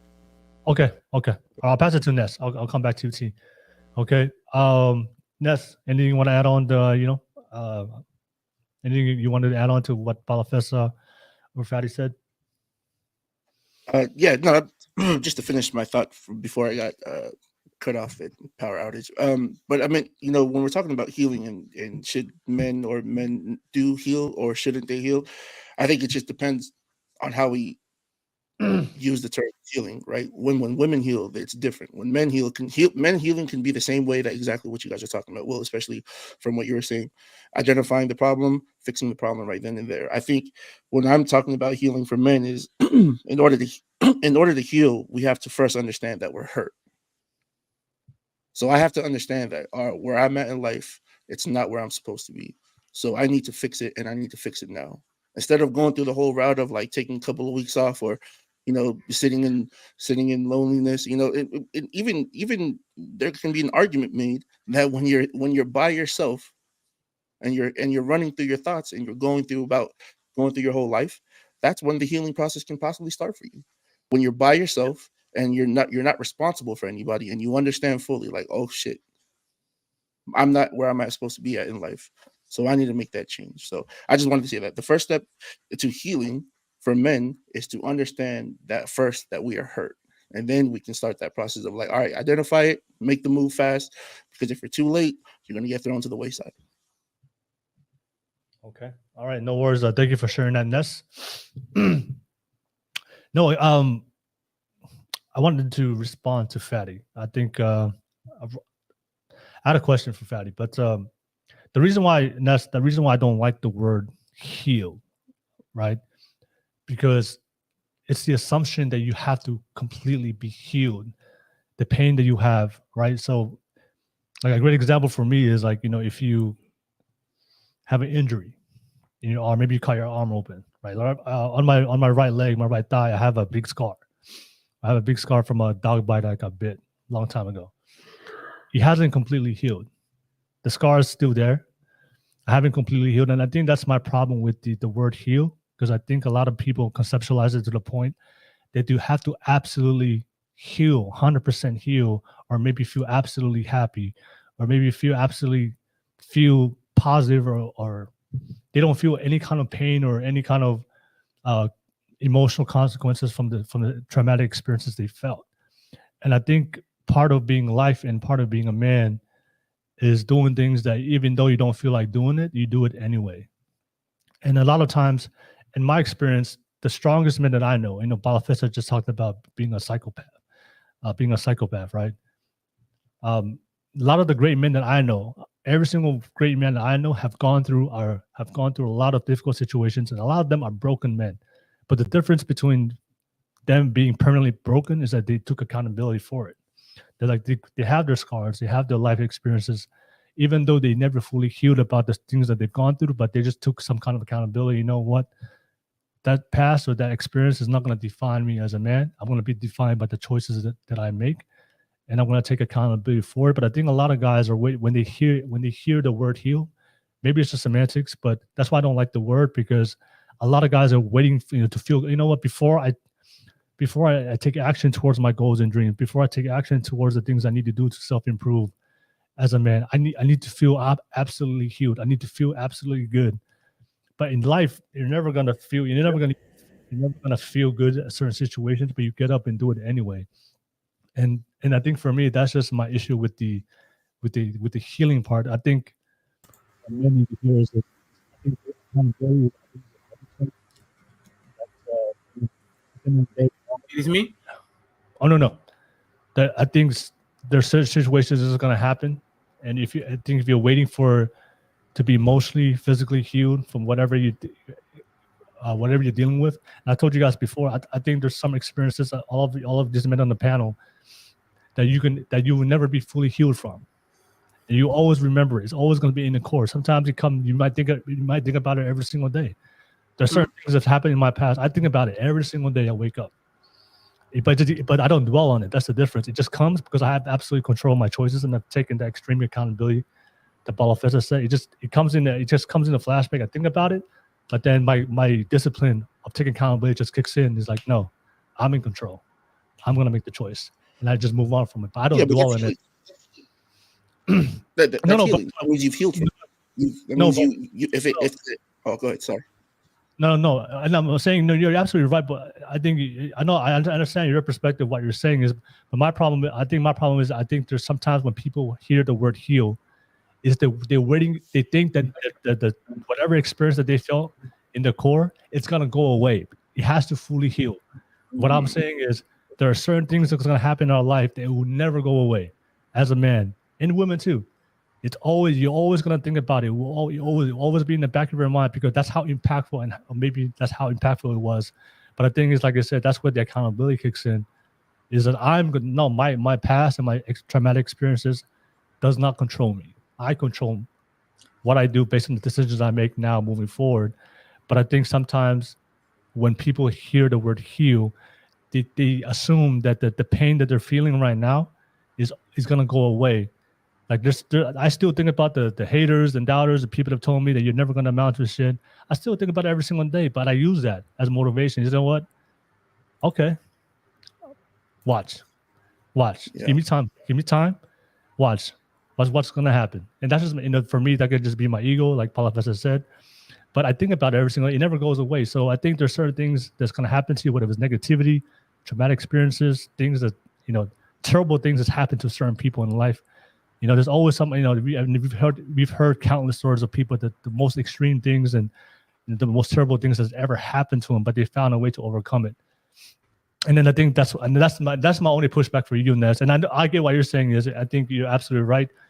That process that I just discussed right now, that could be seen as healing from your perspective.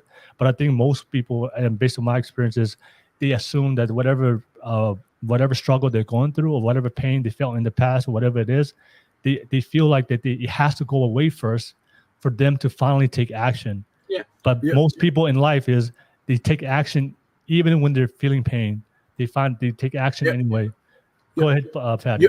Your concept is like Kobe Bryant said. There's one thing. There's nobody on the NBA that plays 100%, right? You're never 100%. There's so many games you have to power through. I get it, right? There's your concept.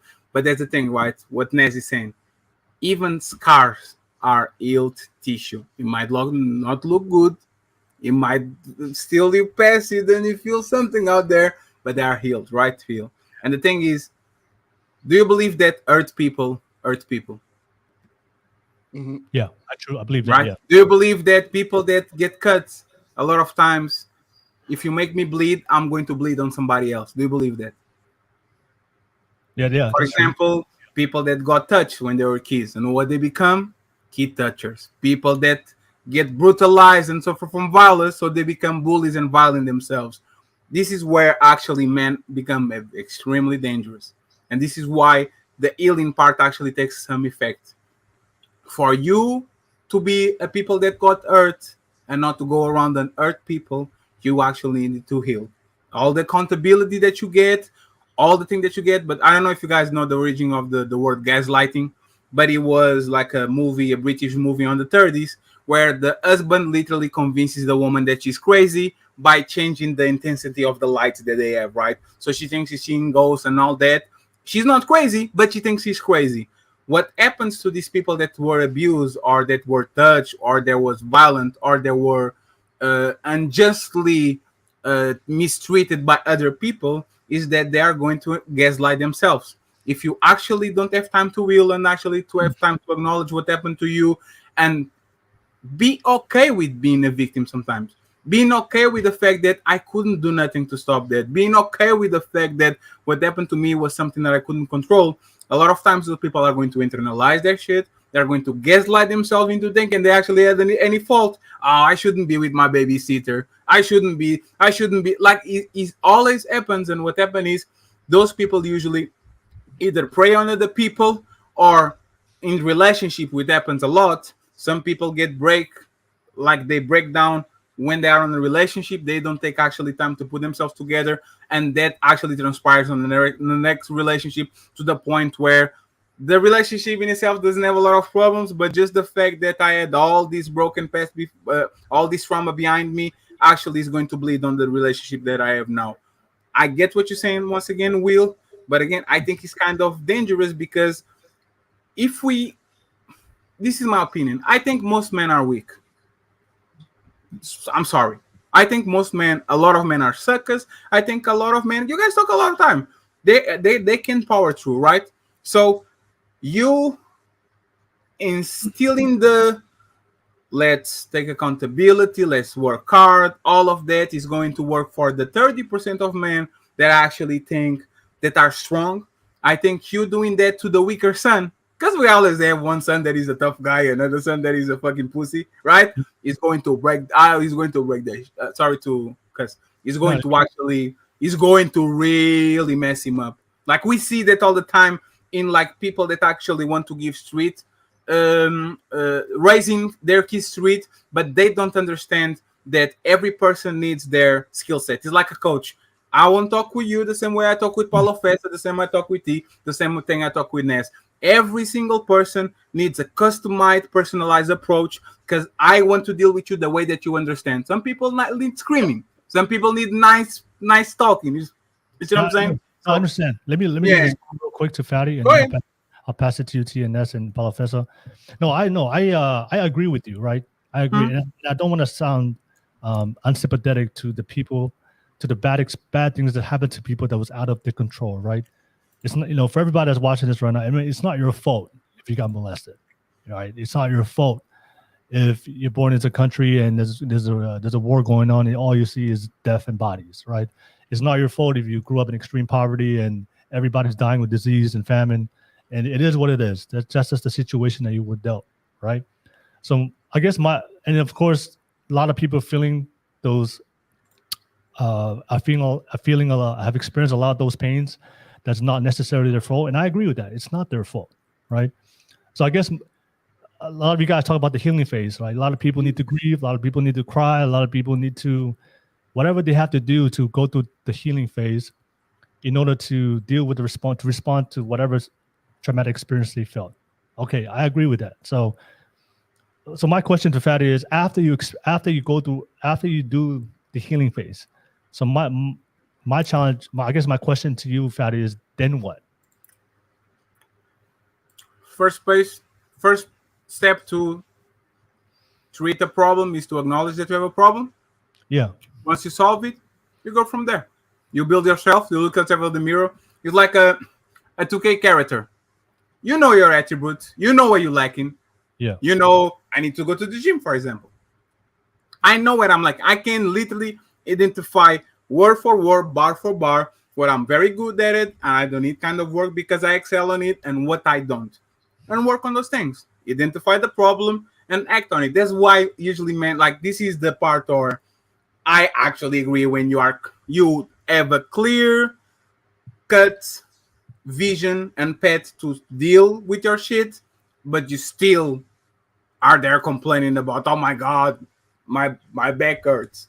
Okay, but it's because you're a little bit heavy. Go to the gym. Next day, oh my God, my back hurts. You see what I'm saying? I actually agree with you. Put the plan in motion and actually go forward. But that only can be done after you actually deal with your goals and your past trauma. I don't believe that it's like building a house of cards. You are building your foundation over like a not solid, like you're building your building on a foundation that is not solid. And once, even if you get all that, even if you get the money, even if you get the woman, even if you get everything, we see Robin Williams, for example, these rich people and successful people that delete themselves, right?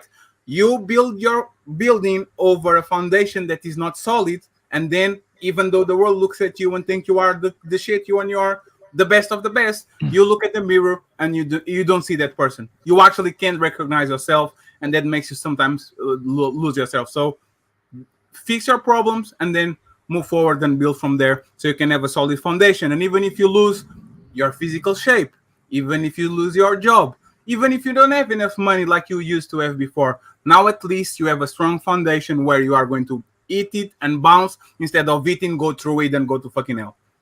No, yeah. I mean, just to finalize my point and I'll pass it back to you, panel. I mean, look, I've talked to a lot of people that's gone through a lot of terrible things that happen to their life. I understand the process they have to go through. But ultimately, when you have this discussion with these people, they always, usually they're blaming something, right? This reason why I'm not where I want to be in life is this, and this, and this. And I can agree. There's certain, there's a lot of things. I mean, even though I've gone through some certain struggles, but it's not in comparison to a lot of people that have terrible things that's happened to them that I can't even fathom, experience that type of level of evilness that I've seen based on the stories that people have shared with me. But ultimately, when I have those conversations with them, my ultimate question is, at the end of the day, okay, that happened. It's not your fault. I understand it. But now what? Like, what are you going to do about it? Because Paul Fester made a great point. Life is not going to stop for you at the end of the day. Opportunities, it's not going to stop for you at the end of the day. The world does not stop for you at the end of the day. It keeps moving regardless of what happened to you. So, and that's why I believe that I know a lot of people may be extreme, but I think for me, it's just taking the only thing that I've seen work for people that have been born into the most fucked up situations in the world and experience the most painful things. The only strategies I've ever seen that work was you know what? Regardless of these terrible things that happened to me, I'm going to just put my accountability on me. My past doesn't control me. These experiences does not control me and define me. I'm going to be defined by what I do today. in my choices and move forward in the future I'm going to build for myself and the version of myself that I want to become. I've just never seen it work where you can still hold on to that belief that I'm here because of this and this and this, and pointing the finger of, constantly blaming something that I agree that it's not your fault, right? But the thing is for me is then what? Like, what are you gonna do? Keep having that one same old keep having that past or that situation having some kind of form of control over your life, and if you don't learn to control it, then it's necessarily just gonna keep coming back to your life. Like I told you before, it's never gonna go away. It's always going to be reminded with you. And I think the only thing that can combat that, the only defense mechanism that we have as people, as Paulo Fessa said, is that superpower that we have the power of choice. That's what separates us from any other organism in this world, that we can choose who we want to be tomorrow, and we can evolve as a person. So, and like that's just my point. That I understand, like there's terrible things that happen to people, and I think you have to take some kind of extreme level of change, because if something some kind of extremely bad thing happens to you, the only thing for me is something bad, some kind of extreme level of resiliency, accountability, and responsibility to combat that. The microphone. Oh, it's not working no more? No, it's when you get too close, you got like smoking. Yeah, so yeah, that's I just believe that if something terribly happened to you, you have to fight I just believe that you have to fight the extreme with the extreme. Do you think that's dismissive? Do you think that's dismissive? It is what it is. Because, for example, with our daughters, we never will do that, right? It's like certain things that 9/11, never forget. Like there are certain things that happen on the world that we make sure that we never, like we acknowledge that it's a part of us, right? Yeah. Do you think there's not actually a dismissive attitude towards like men, like deal with it? Be a big boy. I don't see it as a form of dismissive. I'm seeing it as a form as it doesn't control me. So I will always remember it. I'm not saying dismiss the 9/11 and what happened. No, I'm saying is don't let that control you and your future choices to move forward. That's all I'm saying is when you have full control of your choices and you don't make choices based on how you feel, based on some event that happened 10, 15, 20, 30 years ago that you carried on yourself your whole life as a burden that burdens you. I think you feel some sense of freedom when you finally let go and take all accountability on you, that you know what, nobody's holding me back. The world's not holding me back. My past isn't holding me back. The only person that holds back is me. And I think for me, it gives you a sense of freedom and empowerment that I'm going to be the master of my own life. I'm going to be the creator of my own destiny.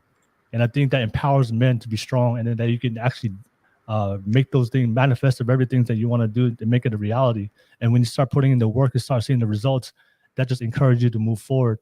But I think, to develop that type of mindset is you have to let go of the things that you constantly feel like that has a hold of you. And if you don't, but that comes from the accountability that I'm in control. I will still remember it forever. It's always going to be a part of me, part of to my core, but it doesn't control me anymore.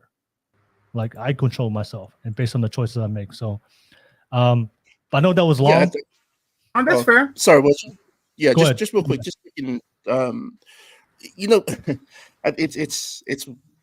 it's weird when we talk about this, because when you're saying that I'm in full control, and yes, I acknowledge the things that I've been through in life, but it doesn't control who I am. I don't know, man. It's a twofold thing, because as a parent, right?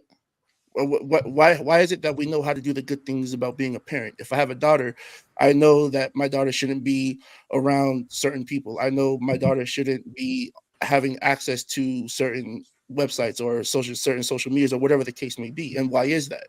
Is because there's some part of our life that we had a traumatic experience with something that happened that we had to heal from. And in order to heal, we have to understand that we had to remember that and be like, all right, cool, that's in the back of my head. I learned from it. I move forward. I just know that I won't put myself or anybody I love in the same situation that I was in. So to say what you were saying earlier about, I'm in full control, like that stuff is not going to bother me. It's kind of contradictory, because as we get older and we start building this strong family that we want, we are ultimately at some point going to put in the things that we learned in life to play, so that way our family doesn't go through the same struggles and the same traumas and the healing process that we had to go through, that we're not going to put that on our families, if that kind of makes sense. Okay. I'm gonna think about it and I'll respond back to you. But nevertheless, Eva, I see Eva 206. A lot of you guys on the live chat. Thank you so much for everyone on the live chat. I know we just had a back and forth. Thank you so much for everybody that's watching this right now. Appreciate all the fellas here. T, I know you had some audio problems. Anything you want to add on real quick? Hopefully the audio is working well, and then we can move on to the next topic. Is it good? You good? Yeah. Yeah, it's good. I don't hear any interference. Oh, okay. I think what I said before, like at this point, it's all semantics now.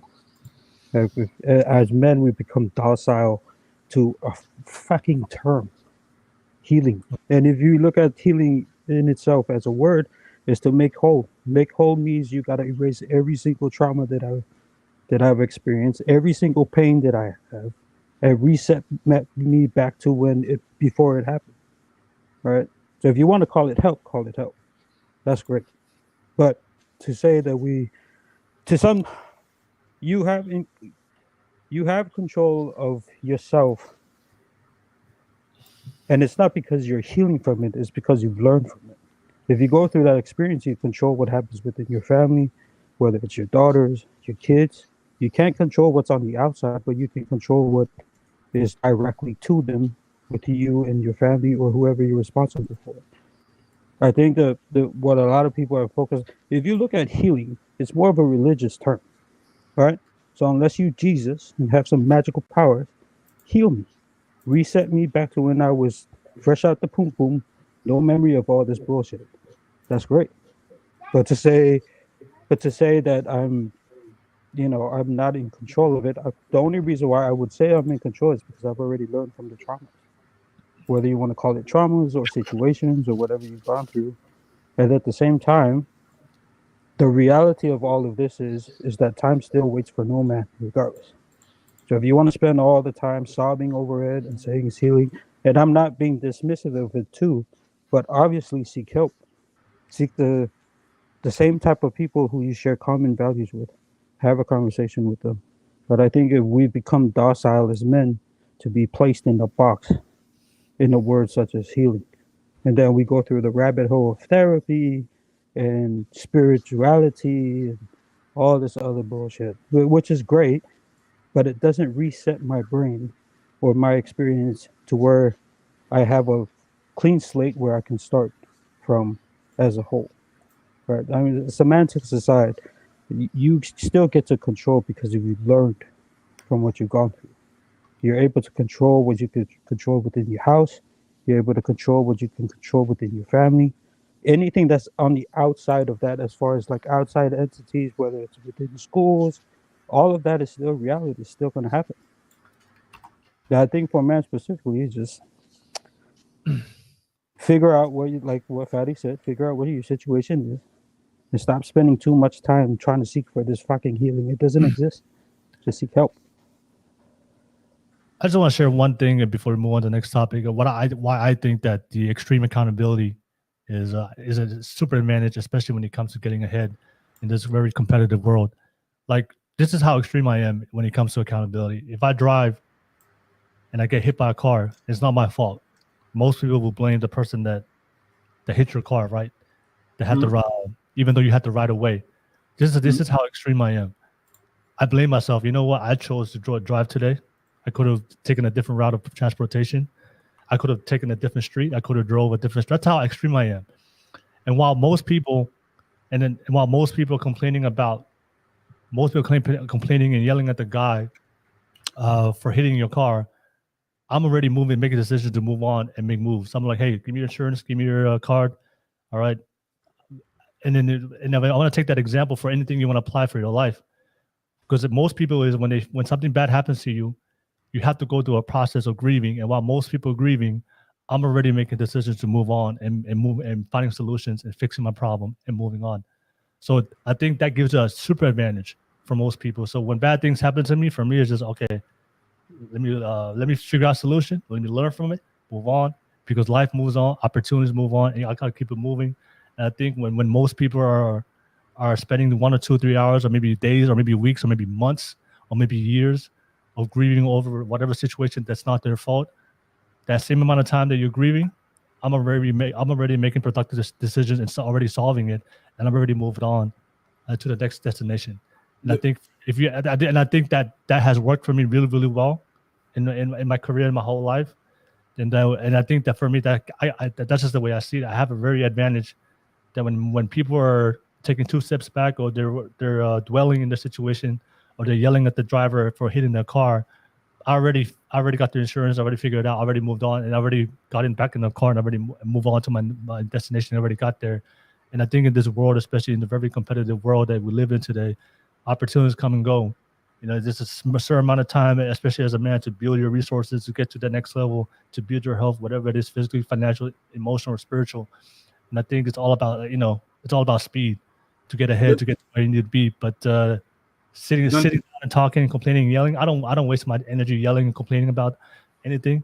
I just like, you know what, it is what it is. I made this choice. Okay, let me find a solution. Let me move on, and let me get to tomorrow, because tomorrow might never come, or my opportunities may never come. And then that's just as far as advantage. Go ahead. But don't you think you are personalizing that? Because a lot of times on what we do is we figure out it works for me, so it probably works for, like, we have to actually mass produce it, right? We have to expand it to the general population. Most people are not built like you. If I'm walking on the, how do you call the thing where you cross the road? The stripes on the floor. Crosswalk. The crosswalk, yeah. If I'm going on the crosswalk and I get hit by a bus, there's the bus fault and the bus driver. And I think most men will look at it and they will not say it's my fault for going on the crosswalk. They are going to rationalize it as, it's not my fault. I get it.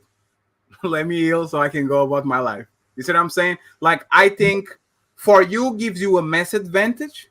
For another person that is not as well equipped as you, which is the vast majority of the population, they might do something bad to themselves or to their loved ones or to the people around them, because by them looking at them and seeing not a monster, but like a shadow, like a dark cloud, that dark cloud usually doesn't stick with them. He's going to, like, have you ever divided the house with somebody that was always on a bad mood? I don't care if you are the happiest person in the world, that shit is going to be contaminated the whole house, because now everybody's on a bad mood and all that. I believe that you work well on that way.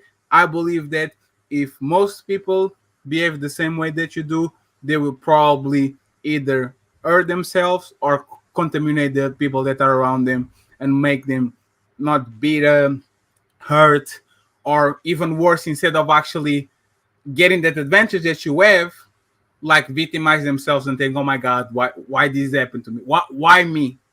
You see what I'm saying? Like, why? You don't get it. I think most people usually, they look at the world that way. You think you have the fact, you think you can change the world? Most people think this, the world changed them. And that's the dance that we have to have sometimes. Yeah, that's fair. All right. I think that's a fair point. And I think the part of the reason why these conversations exist, especially in this panel, is that we are trying to at least offer somewhat of a buffer to that notion that a vast majority of people believe that the world changes them rather than them changing them, who they are around the world. That's absolutely a reality, and this is why these conversations exist, is that we have noticed that this is problematic. It is problematic based on the trend that we can see out in society. One of the gifts that was given to me by a ex-convict was a conversation around accountability. Paraphrasing, we use different terms, but essentially the principle, the value was accountability. We spoke about his experience in jail and visitation. A lot of his visitation was his mother.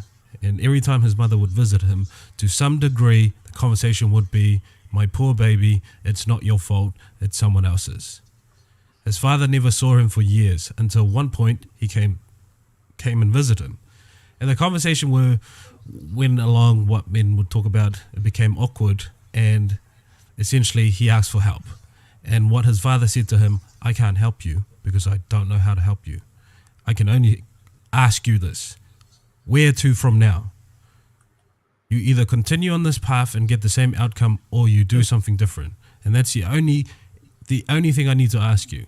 This is what it means when we have conversation around accountability, is that the world can happen to you and will happen to you regardless of whether you have any control of it or not.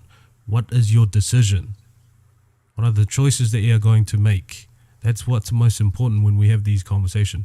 Yes, we can agree that a lot of men look at this conversation and go, well, that's not how I do things.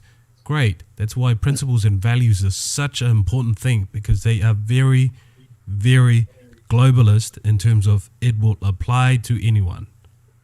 It may manifest differently in other people, but it applies when we use values such as accountability and resilience. And here are some of the principles that I've learned, and it was given to me by a wonderful man who taught me chemistry. 2 principles. 1, never start something you never intended to finish. And 2, if you're never going to give it your best, don't ever start at all. Very simple principles, yet very profound and very impactful in the way that I practice certain things in my life. There is a level of arrogance that we as men have to deploy. Unfortunately, that is the way that we have to. The problem is not that we are not compassionate towards each other. I think the problem for me personally is that we are over compassionate towards things that shouldn't deserve compassion. The plight of men need a degree of compassion, I agree, but it also needs a degree of punching you in the fucking face to tell you, wake the fuck up, because the desired outcome you want is not what you're currently aligning with. If you want a better life, there are certain decisions and choices in your life that you have to make. And unfortunately, I can be compassionate to you, I can be empathetic to you because I understand some of your struggle, but unfortunately none of that will work for you. Because compassion doesn't work for us as men. It doesn't. You might feel great, and this is why I have the stance that I have on therapy. I will cry on a couch and share you all the inner traumas that I've gone through in my life. And I may feel better for a day or two, but guess what? That voice comes back to my head and goes, oh, you went through this experience. You are useless. You're a pussy. Life is going to fuck you up, and one day you're never going to get up. Those things are very real in a vast majority of us. I'm willing to say men, because I can only understand men. I can't speak to women. But if we want to go real, there seems to be this conversation around, let's have the real conversation. Well, this is the real conversation. Sometimes it's a brute force execution that is required in some of our lives. I had a conversation with my wife today after having a lunch date. And I said to her, one of the greatest gifts that my father gave me without even knowing was the brute force of letting me, of pushing me to learn English without even understanding what the hell I was learning. He gave me a dictionary, a Tongan to English dictionary, and he gave me a bunch of English books. And he just said, go read. Here's your dictionary. It'll show you how to pronounce word, and just go read. And for a very long time, I couldn't understand it until I got my first English lesson and everything fell into place. Sometimes in life, that is what is required. You may not know how it's going to transpire, but sometimes brute force is needed, especially as men. And if I seem that I'm harsh and abrasive, unfortunately, this is the only approach that has worked for me personally, but not only that, for the men that has seeked my guidance in the last 7 years. Compassionate doesn't solve the problem, unfortunately.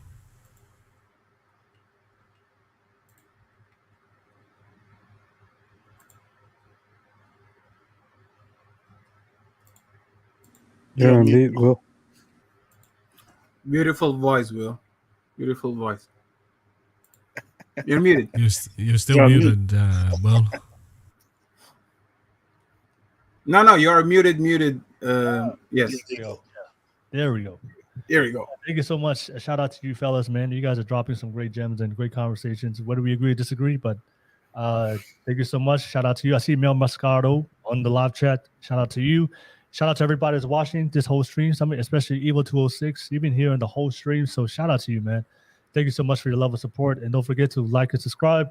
If you want to donate to the channel, if you love the content, the value we're bringing you guys, the best way to donate to the channel, drop a super chat donation. And of course, this is a public show. If you want to jump on, the link is posted on YouTube live chat. It's pinned to the top of the screen. Click on that link. I would love to hear a lot more fellas jump on this conversation, but I would love to hear more from the ladies. What do you guys think on the conversation? And you don't necessarily have to show your face if you don't want to. I would just hear your different opinions. But jump on real quick, and then if you want to be a guest, I do want to move on to a different to the topic that we're just one of the things I wanted to discuss tonight. Obviously, the main topic at hand is why are men giving up on their duty to build strong families? Okay, so obviously we live here in the West, as we all know, living here in the West, especially in America, that there's a decay when it comes to the morality, and especially when it comes to building strong families. And we live in a culture that's very extreme, pushing men and women to be very independent, that they don't need families, that they don't need a significant other to find some sense of meaning and happiness in their life. You can be, you can just live by yourself and be independent. All right, and of course, with a lot of guys, especially I think Fatty brought it up. You know, there's a lot of things that, especially today, is that we live in a modern world where we can get our needs met without necessarily pursuing relationships. A lot of guys can work to live live by themselves, get their own apartment, get their own house.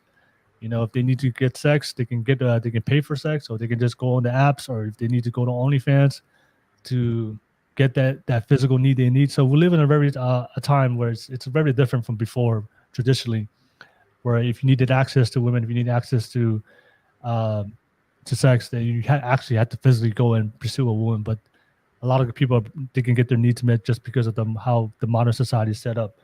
So I want to bring it to this point: is what is the benefits of pursuing of building a strong family? I want to have that debate. I believe that a lot of the solutions, a lot of the problems that we often hear on social media, especially with the manosphere or the red pill, they talk about, you know, female promiscuity. They talk about the lack of morals and values. They talk about the lack of a commitment and loyalty today, of relationships, the lack of true meaning of love. You know, that's often the things I hear from online, of a lot of the problems people often complain about.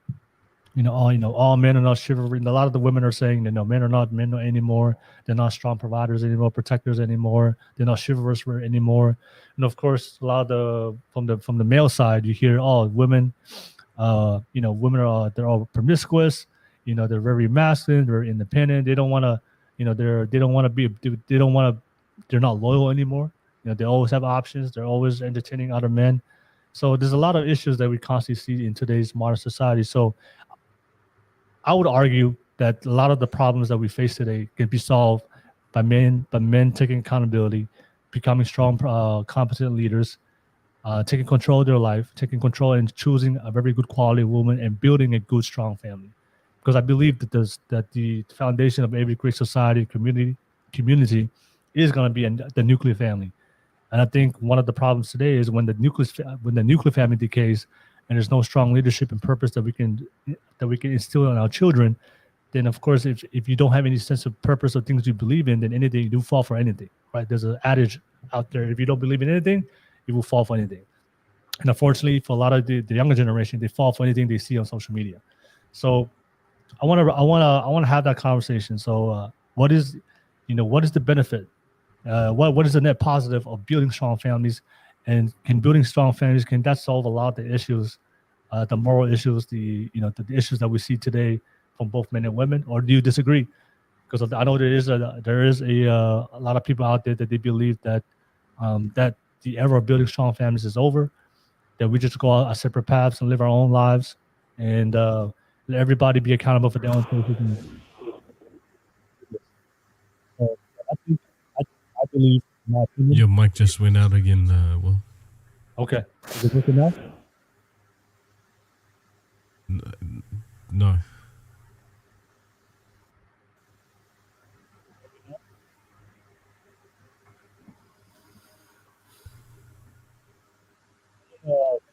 This is a Team Fatty show now.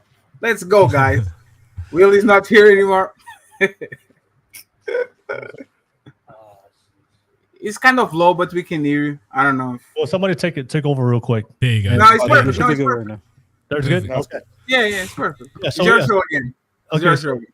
Yeah, so obviously there's a debate today. Should men pursue building a family and a good loving woman and building and having children? And there's also an opposite side for both men and women that we don't need to build strong families anymore. You can be happy living alone and independent, right? You don't need to have children anymore. You can just focus on yourself, and you can live a very fulfilled life. So I think I think there's more consequences and suffering if you choose to go the alternative of not building a family and creating a legacy for yourself, because I think that's what we were created biologically. Men and women were created to procreate like any other organism in this world. That's one of our main responsibilities of being men and women. But I think if you take that away from us, I think there's an argument to be said that we have to consider the future. That can really hard. That can be a big consequence to the future that we have, not only on an individual level, but I think as a societal level. Okay, so I'll pass it to you guys. Let me know what you guys think. I'll start with you, T. T, what do you think? Do you think that is it a concern that should we encourage people today to build strong families? And what are your thoughts about what are the benefits of building strong families and how it affects not only for you as an individual but affects society as a whole?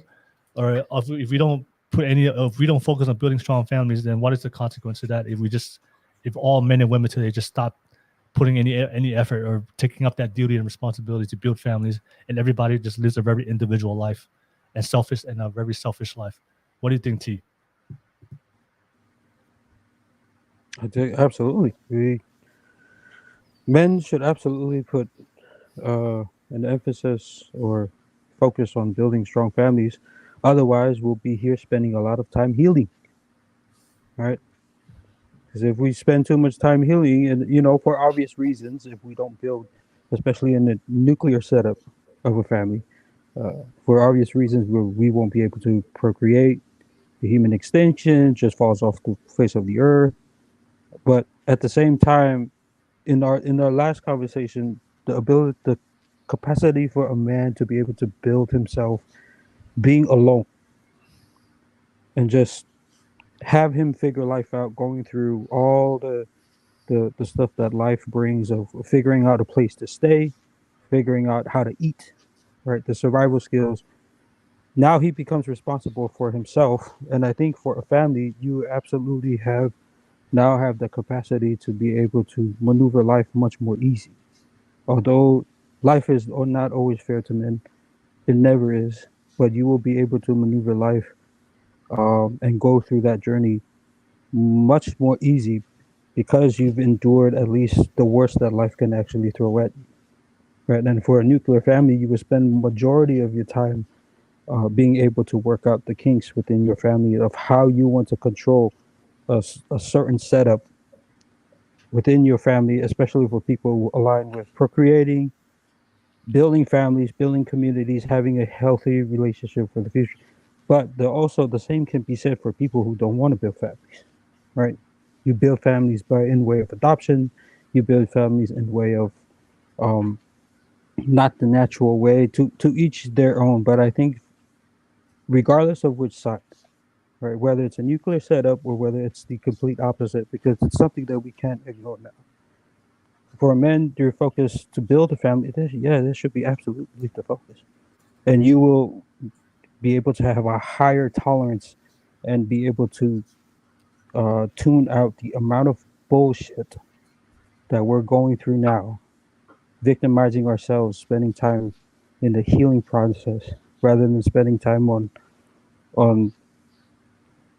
honing in on your skills to be able to tolerate a lot of this stuff. It's the same concept as like when the woke movement first came out.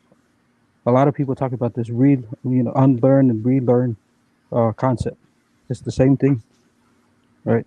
It's to relearn how to build a family, and the focus is for you to be able to build yourself up, even if you have to spend a lot of time alone. And when you get the chance to have the responsibility to care for others and be responsible for others, it makes for a more cohesive future when people have the same concept of having to try and protect uh, nuclear families, right? Because if we look at it the way that it's set up right now, you got nuclear families, you got the other half and halves.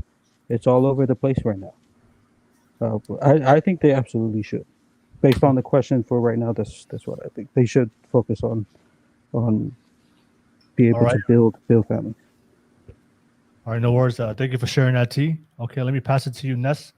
Ness, what are your thoughts? Should we be encouraging young men, men in general, to seek a family because but maybe that's something that's mentality or ideology that should be left in the past. We can just live our own happiness, individual lives, and still have a very good society. What do you think, Ness? Yeah, I'm a firm believer that all men need to strive. excuse me, need to strive to build a strong family. Not only is it biblical, right? Me as a man of faith, but I think it's to an extent it's common sense as a man.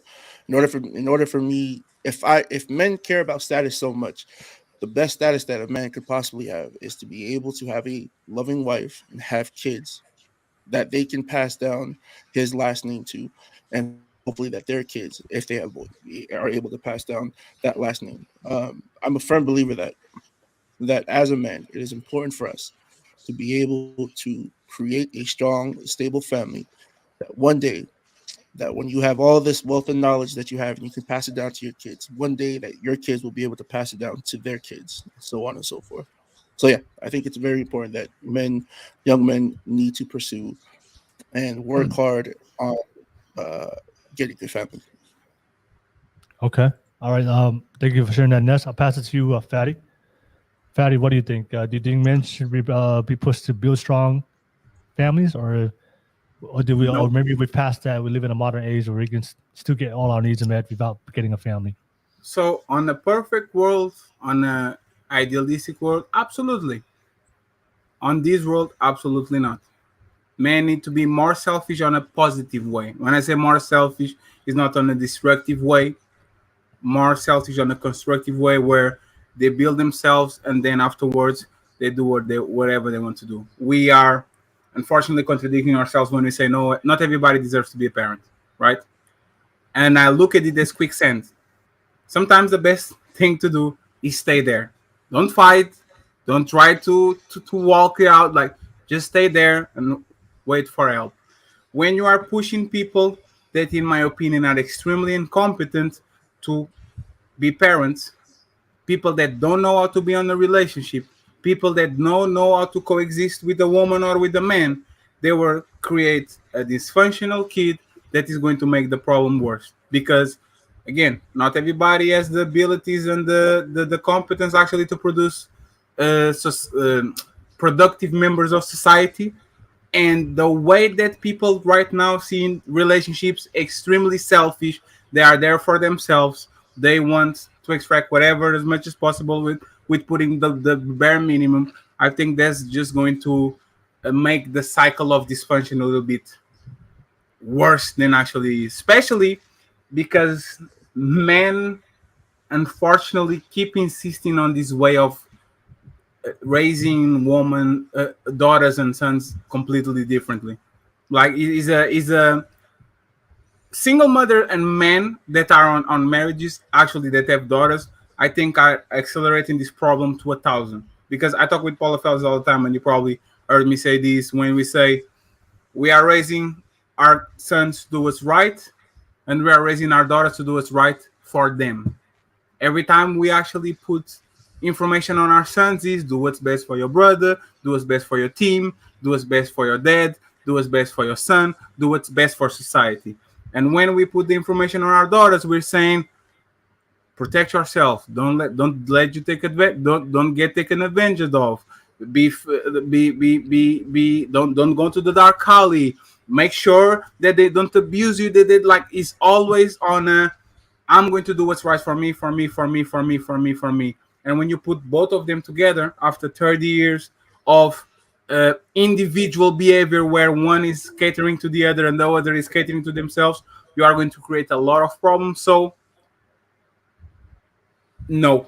The succinct answer is no. Like, Again, to be a coward, I think it needs to be a mixed approach and a personalized approach, because there's a giant amount of people, men and women on this world, that one, don't deserve to be fathers and mothers, and second, don't know how to tolerate each other, don't understand sacrifice, don't understand duty, and that will create a problem bigger than you have right now, unfortunately. Okay, no worries. Thank you for sharing that, Fatty. I'll pass it to you, Paulo Fesso. You know, should we be encouraging men to pursue the duty of building a strong family, or maybe we move past that and we can just live a very individualistic life that we see a lot of people today in modern day 2023? Go ahead, Paulo Fesso. Yeah, I think this question's very obvious. The answers to it, and the reason for that is we have substantial evidence, and people are privy to that. Especially in the age of information. What I would implore a lot of people, though, is that if you still need more convincing than what you already have presented to you in terms of the data and the evidence, find a local rest home that has a program for volunteering that you can interact with old people. I was fortunate enough to be part of a retirement home village here project, and part of our KPIs was that we were to spend at least an hour with the people that were going to live in these units, and there were 60 plus. And in those conversations with those people, it's very interesting to hear those who have lived their life very lonesome, had no family, or family has passed away, in comparison to those who still had families, had children, grandchildren, and were, I guess, had the opportunity to be at that later stage of life and still enjoyed the fruit of their labor, if you want to call it that. So, look, we can debate all we like, but the evidence that is presented to us, and not only that, the reality of those who have reached the end point of life will give you a far better perspective than a couple of points thrown back and forth on this panel. A big part of the problem in society is that we have broken families. The way to fix society and to fix individually is not to avoid creating family. It's to create better family, better human beings, better men and women, those who find responsibility and duty as things to endeavor to fulfill, rather than this notion of happiness because it's ever fleeting. Again, I would implore you, if you need more convincing, go down to your local retirement homes. If they have a program, sign up to it and go and sit down with these people and have a conversation. Those who are at the end of life, and find out from their perspective, was it worth it? You will find people who shared some of the same ideologies as you, and some who didn't. And then find from what outcome that they have and make a decision for yourself. I can give words of endearment and tell you how things are for me and what my ideals are, and how I've gathered enough data and evidence to present a strong case of who I am as a human being and why I should follow that particular pathway. But I won't truly know until I reach the end point. I truly won't know. I do have a trend. I do have data to back whatever it is that I believe in. But if you need further proof, go and talk to people who are at the end of their life, who can give you a better perspective of what life is. And if they tell you, look, I did what was best for me and I found happiness in being lonesome and it worked out great. I'm at the end of my journey and I'm happy to go into the dirt and just be fine with it. No love lost, nothing. And if you gather enough evidence of that to support that, the notion that your life is better off just being happy and being by yourself, great, live your life as such. But if you find evidence to prove against it, then make a decision for yourself. I think this is part of the conversation about accountability, is that be accountable for yourself. Don't let me convince you that your life should be in a particular way. Make that judgment. All I'm going to give you is the ability to determine what resources might help you come to that conclusion. Go ahead, Fatty. Yep. So, two questions. Or two. First off, isn't there a stat out there that says that single parents, that is the father is the single parent, has the same result as actually both parents in the house? I think that there was one point that I actually want to bring, right? Like a lot of these single, I think actually what needs to be changed is the most competent parent should get the kid, and unfortunately by default is the mother that gets the kid. I think we pushing two parent households which are healthy. I can understand, but the way that women and men are seeing each other, I think there's actually the same, or at least a more healthy environment if actually the kid is with a more competent parent, which most of the times, I'm sorry, is the dad. The second thing that I want to add to what Paulo said is there's a fallacy there when you say, Paulo, that when you go talk with these people that are elderly, that they tell that they are proud of their family. That they compare the people that have the families with the people that don't. I will understand for sure why they get to their results, right? But those people tell you another thing too. They don't miss their work. They don't say, I wish I made more money. But we still have to work, right? We still pragmatically have to actually chase the money so we can achieve our dreams, because on this planet, unfortunately, it's very difficult to actually get what you want to get without a paper on your bag, on your fucking pocket. So I will understand what you say, because again, family is what, like, I will probably, when I will give, when I lose my parents, I would say in 5-10 years afterwards, see if I become extremely successful, I would think that I'll get to a point where I'll give all the money away to actually have 10 minutes with them again, because you miss what you don't have anymore. But when it comes to those elderly people, I think a lot of it is nostalgia. Like you, for example, breaking up with your girlfriend, and then 20 years later you miss her, or you miss her, no, you remember of the good moments that you had with her. You don't remember the fights. You don't remember the when she scratched your car. You don't remember the bad things about it. So I think it's a more of a romanticized way of actually looking at the past and looking at family. I would concede again to the point where I would rather have two parents. I would rather have people with families. But looking at the society and how individualistic we are, forcing people to be together on the same house, people that never they don't get along with their friends. They don't get along with their teammates. They don't get along with their colleagues, and put him on a house with somebody, I would think he actually will do more harm than good. It's just, again, I'm not trying to be contrarian. I'm trying to give an alternative solution to what is going on, because the thing about the man getting the kid is something that is kind of taboo talking. You see woman taking the kids from the man actually to get revenge or to actually hurt the man. Even the most selfish man usually never takes the kid from the woman. He says, I want my kid, and you can take it here and there. Like, I think actually we need to go back to meritocracy, and the most competent person is the one that takes the kid. Unfortunately, on the West, we are not seeing that anymore. We're seeing by default the mom taking the kid away, even though she probably is not competent, especially to raise men. Because woman, depends on it. After a man is 12, there's nothing my mom can do. Zero. After, I'm like, every single one of us know. At 13, the belt and all that with the mother, it doesn't have more effect on you, because you understand that she can punish you physically. She can scream at you whatever she wants. You are actually more dominant. So I think actually we have to have this conversation, or at least change the system where the primary person that actually has the kid when the kid is younger is the woman, and as soon as the kid is 10, 12, 13, it goes to the father, and the father raises him until he gets to an adult age. I think we need to be a little bit more creative when it comes to childbearing on 2023.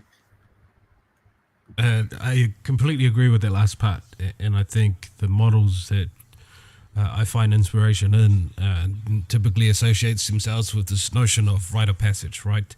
Mm-hmm. My son is my mother's son, is my wife's son until he is 10. Then he becomes mine, and it is then my duty and responsibility to raise that son into a man. I think this is the importance of you Fatty, and the people like you being part of these conversations is that you bring up things that hasn't been contextualized, right? So when we talk about marriage and family building, there needs to be a contextualize in terms of if that is the outcome you seek, and me and Will and I and maybe T or Ness would agree that family is the best outcome for a society and for each other. When we look at that, we don't just say be a family. There are certain prerequisites that people have to meet in order to be in that dynamic. You cannot just be a quote unquote unhealed person and go into a relationship hoping that that thing is going to fix you. It is not. You have to do certain work. You have to do certain things in order to put yourself, not so much as in ready to be a father, ready to be a mother, or ready to be a husband or a wife, but put you in a place where if you were to walk into that role, you can survive and you can build and you can thrive from then on. And that's very important in these conversations, that if we look in terms of, say, individualistically, you've presented that data shows that fathers have the same outcome as two-parent household. Although true, I would like to sort of consider my anecdotal experience in this case is that although my father raised me from the age of 6, my childhood died when my mother passed. And when I look back and part of the accountability in terms of the way that I look at life, I probably concede to the idea that I'm biased to the degree that I am because I didn't have the softness of a mother around me at a very young age. At the age of 7, I started experimenting in adulthood. At the age of 8, I started stepping into those roles, and from then on, it was all hell break loose. And I'm very fortunate and lucky to be here having these conversations because my life trajectory was way left field. My wife and I find it humorous that I am where I am and I'm the type of person that I am, considering all the things that I've experienced and made decisions on. But it is very important, this notion that most people don't consider that, am I right to be a parent or not? Am I right to be in a relationship or not? That's very important to have this conversation around and to concede to the idea that maybe some people aren't ready or maybe they aren't meant for those type of things. I guess in this conversation, the intention is to reduce the number of people who are in that position, because I think we can agree and feel free to disagree that a lot of people aren't ready to be in these kind of relationship that we speak on, or even to the point of fantasizing about. Relationship requires work and it requires some form of selflessness. Unfortunately, people go into a relationship going, me. How are you going to serve me? How are you going to serve my happiness or my idea of happiness? And how are you going to fulfill me? Rather than, I am here because this is an outcome I seek, and this is the roles and responsibility that I must bear as being part of this notion of marriage or family. As a husband, I must do X, Y, and Z. As a wife, I must do X, Y, and Z. And a byproduct of that then becomes the happiness that everyone desires. And although I disagree with this notion that people, to a degree, are just not worth hope, I'd like to have hope in the sense that people have the ability to thrive in conditions that are made to break or kill them. And that is where the notion of these kind of conversation comes from, is that the best outcome, or you can optimize for the best outcome, is to have two healthy people with a healthy mindset of what a relationship is, build a family together, and have that replicated all throughout society so that they overwhelm those who aren't ready. Okay. All right. Thank you for sharing that, Balafessa. All right. Fatty, did you want to respond, or you're good? Go ahead. My bad. I agree. And there's the thing. He brought nuance to actually what we talked about. Because we are a lot of times stuck on the black and white. And again, I know it might be cowards to actually stay on the gray a little bit. I'm not saying stay on the gray and don't pick one side. But even when you are trying to implement something, an ideology, try to understand that a lot of people are not. Like, just the fact that we say not everybody deserves to be a parent, means that we shouldn't be actually pushing that to everybody, because you are going to create problems sooner or later. I understand.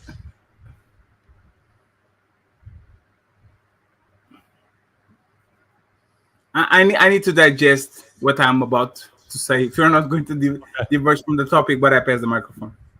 Okay. Ness, anything you want to add on? No? Okay, T? Uh, You're good. I think Go ahead, the point T. about being capable parents, right? I'm going to concede to that I cannot argue that, because now you are fully responsible for the life of uh, somebody who doesn't even have the capacity to make decisions for themselves. But at the same time, when studies come out for like single father households versus parents, as much as some people want to push the idea of single father households, you're still robbing, whether it's your daughter or your son, the care and the feminine love of a mother, which is for people that are in relationships. And I think Paulo Fissa is somebody who can relate to this the most, with what he brings to the table versus the care of a mother that his wife, Mrs., brings to the table. The two actually coexist with each other. There are some things that Paulo Fissa has admitted that he cannot do when it comes to the duties of a mother. And we've heard that on here. The same goes for a mother admitting to the duties of a father that she cannot absolutely do. And I think, aside from people, I think if you're an individual as a man specifically, you would only have the need to want to build a family if you've absolutely figured your shit out.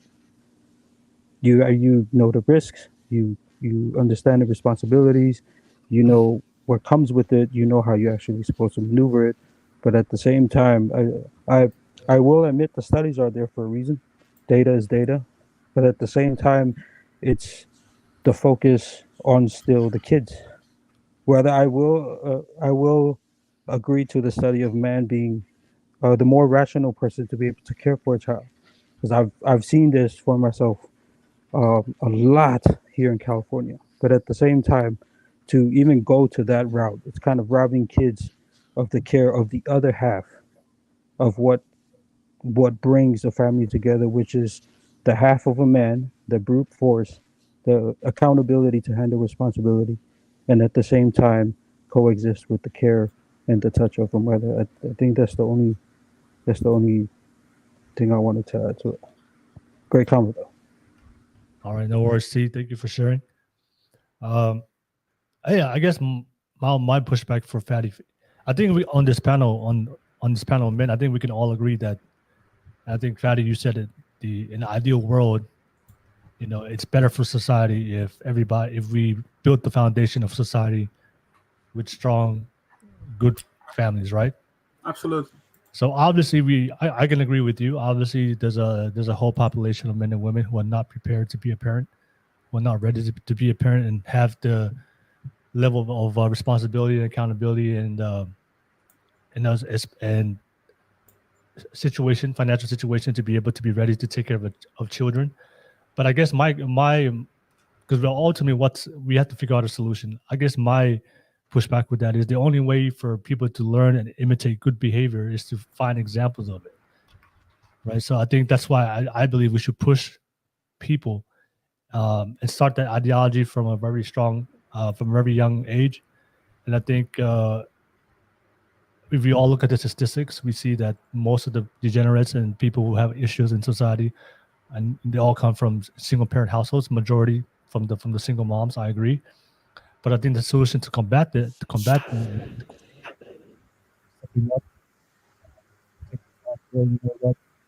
Your mic's gone out, Will. Probably come back. No. Nope. Yes. There nope. you go. There we go. No, I think I think the solution for me is, I think what's going to solve that, because ultimately, if that's the problem that we're complaining about, all these issues that we see with the women and the men, multiple issues that we see. Obviously, we can all agree that we don't want that to continue and increase. We don't want that to be a behavior that over generation is increasing within the population or society, because nobody wants that in the future. Nobody wants that. Obviously, that's why we're complaining about it. So the solution for me is, okay, what's the solution? And I think for us is it's just more people taking responsibility, accountability. You know what? I want to be like Paulo Festa mentioned before. It's just become better. All right. If the world's fucked up, I'm gonna choose to be not participating in that world. I'm gonna create my own world. And of course, I'm gonna develop my kids to make sure that they have I've instilled to them my values and my principles, so they can continue on. And of course, if more people are doing that, then people who are not ready to be a parent, they can see examples of it, imitate that behavior. But nobody is stepping up and taking that responsibility. Then ultimately, where are we gonna get the good values from? Where are we gonna get the good principles from? Somebody has to do it. And I think it starts from us. I think it starts from the men taking leadership and taking control of their life. And the second thing I think you mentioned before, Fatty, about the complaining about working. I think we discussed it before. I think as men, that's the average guy. You're going to have to work a majority of your life. And I think we are the sacrificial sex. We are the providers and protectors. And I do see a lot of men complaining. In my personal experience, I do see a lot of men complaining about working and about waking up every single day and putting in that grind and that hustle. But I'll tell you what, do you know the type of men that I see in my life that don't complain about going to work every single day? It's men who have strong families and a loving wife and children. It's only the men that I see, and this is just my example. I mean, there's no study on this, but men do I see that are single, who have no purpose, who don't have a family or don't have a woman or not in a relationship. I see majority of those men that I see, they're the ones that are complaining. But the men that I see that have a family, have children, have some kind of set of standards and principles that they built he has built his family with. I don't see those men complaining because I think they find meaning in it. And I think that's the problem with when we don't push men towards seeking long-term commitment. It doesn't necessarily have to be marriage, but seeking a long-term commitment to a woman, and of course having children, because ultimately we just discussed that the journey of a man is lonely. The journey of a man is hard. There's a lot of hardships that we have to endure and face to become the type of man we want to become. I guess my question is, why go through all that for what? For not having a children, not having a wife. I think that's the primary reason why we do all that. Even if you remove that, then what's the motivation for men to strive to be better? Because I think that's fair. Like the motivation for all men, I know when it comes to self-improvement, we do it for ourselves. I agree. We have to do it for ourselves. But also, I don't think we do it for ourselves. That's the point. But I think even if you do it for yourself, I think all men understand that when you improve, you have more opportunity to attract a better woman. You have more options. You can select the type of woman that you want, and you can have children. And I think that will give you some meaning. You know what? This is why I did all this work. This is why I endured all these years, because now I can finally find the woman that I want and select, and she loves me, and I can build a great family. But for me, is what's the purpose of putting all that work and overcoming all these obstacles and self-improving as a man? And at the end of the line, you're gonna die lonely. You don't have any children. You have no legacy. You might have finances, but then you might have a great quality of life. But I truly don't believe if you're gonna live to 70, 80, 90 years old, that you're gonna live a fulfilled life being alone. Because I don't think most people, men and women, and I think Professor brought up a great point about the nursing home. You know, my mom worked at a nursing home, and I used to go to work with her. And when at a very young age, and when I talked to the old people who were single in that nursing home, they were miserable. Yeah. But then when I saw the couples that were still living together, they were, they lived a very fulfilled life. But I just don't think that's the outcome most people want. Absolutely, Will. But that's fear-based too, because on that nursing home, I guarantee you, there's a lot of widows and divorced people. Like I literally covered the story today about a woman that has third year marriage and had 8 kids, and the guy had an accident riding a bike with the kids, and she was contemplating divorce. Right? I think like the you are going to die alone thing. We are all going to die alone. I understand it. I understand that by our circumstances, a lot of us still married people, because we know the age of marriage like 7 years or something like that. Like most people, even that's going to get married, they're going to probably going to go through there. The thing is, if people are willing to do it or not. But I have a couple of questions for you, Will. Actually, Go ahead. do you think that the hookup culture is one of the biggest contributors for what we have right now? Like the fact that people actually are putting Yeah. first, like having casual sex and Yeah, I eating. Okay, who controls sex, Will? Women. Are we willing to change the way that we raise our daughters? Yes. Do you think people in I think you are. I think Paula Fessa is, T is Ness. Do you think that the society at large is willing to say, yes, what changed was woman changed the way that they are now give blue sex to everybody, and by them changing the way that they actually prioritize sex over other things, commitment, relationships, kids, and all that. Do you think society is willing to put the blame on women and says you guys have to revert to what you did before? Do you think actually society is ready to do that? You say society is blaming the women? I'm sorry, your microphone is muffled.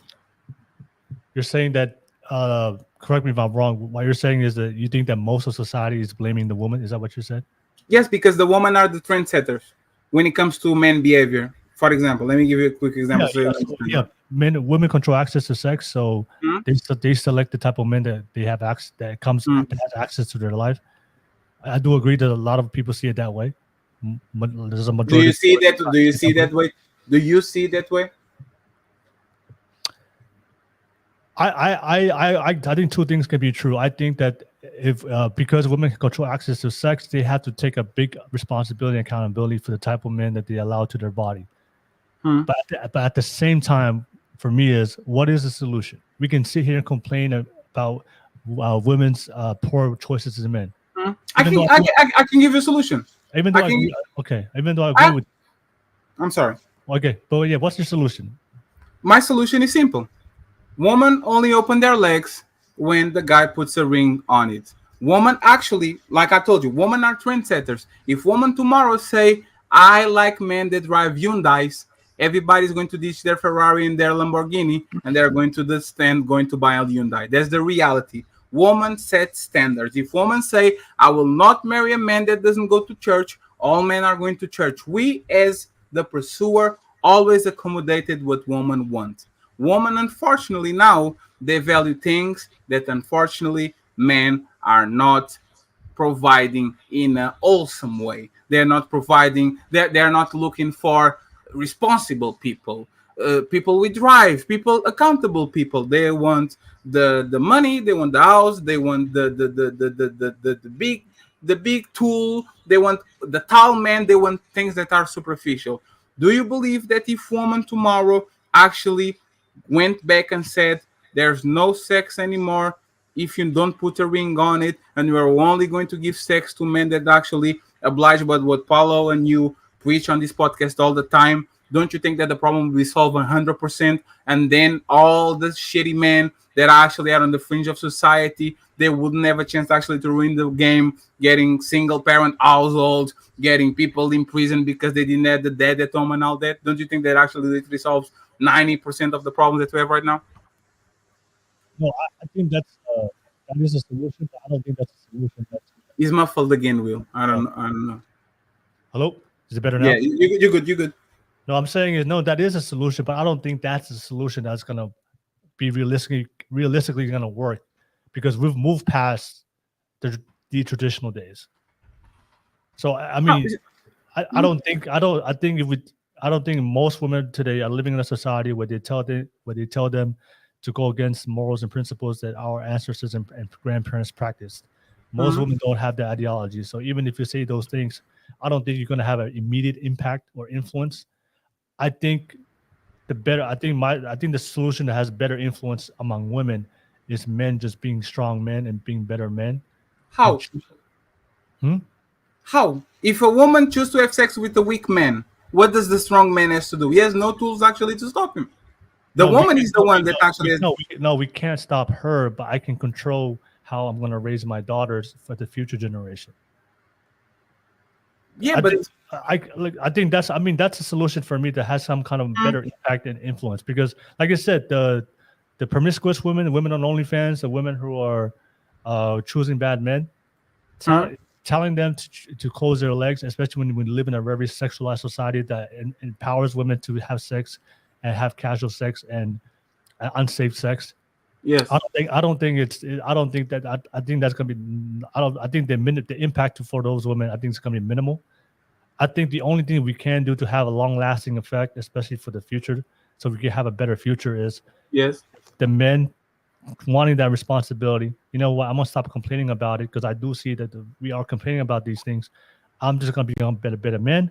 Obviously, there's good women out there. Not all women are bad, so there's good quality women out there. I'm gonna select a good woman. I'm gonna build a strong family, and I'm gonna raise my daughter in a way that they don't with certain principle values to protect them from the certain ideologies in society that's gonna contaminate and endorse bad behavior in women. And Yeah, I think, but go ahead. how do you take the bad woman out of the pool then? Good men choose good woman. Totally fine. Let's assume 50% of the population does that.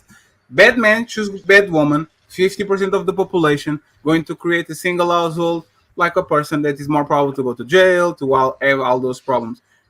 I think you are bypassing actually the origin of the problem. And I think you actually don't want to go there because, again, I know that men are leaders and all that, but to be honest, men just only can lead the people that are willing to follow them. And unfortunately, feminism is the biggest religion right now in the world. You can educate your daughter with all the principles and all the good, like, I don't want to kind of talk about it, but even daughters that are daughters of preachers, daughters of pastors, daughters of military like generals and all that, they have some promiscuous type of like deviation, even though they have a really great education. Like there's some, after your kid gets 13, 14, 15, is going to actually be more inclined to actually seek for validation of his peers than actually the validation of his parents. We all went through it, right? So how do you stop that instead of actually going to the source of the problem? You stop the woman from opening their legs. Now the man stop having casual sex because there's no casual sex to be had. And now you get family because the only way to have access actually to sex is for people to get married. And now people get married, they have kids, two-parent households, when you go from there. If that's not realistic, telling men to get better is not going to be realistic too. It's not going to be realistic too. No, I think what's more possible, like for me, is telling women who grew up in a society that's endorsed bad behavior, right? Telling them to instantly stop having sex. I don't think that's realistic.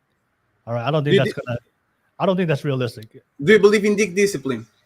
All right, but I do. But I'm saying, I think my question to you is, where do you have the most influence as a man to impact some kind of change in society? Is it telling the women to stop having sex and close their legs? Yes. Do you think if we all, as men, if we all said that, do you think these modern women will stop having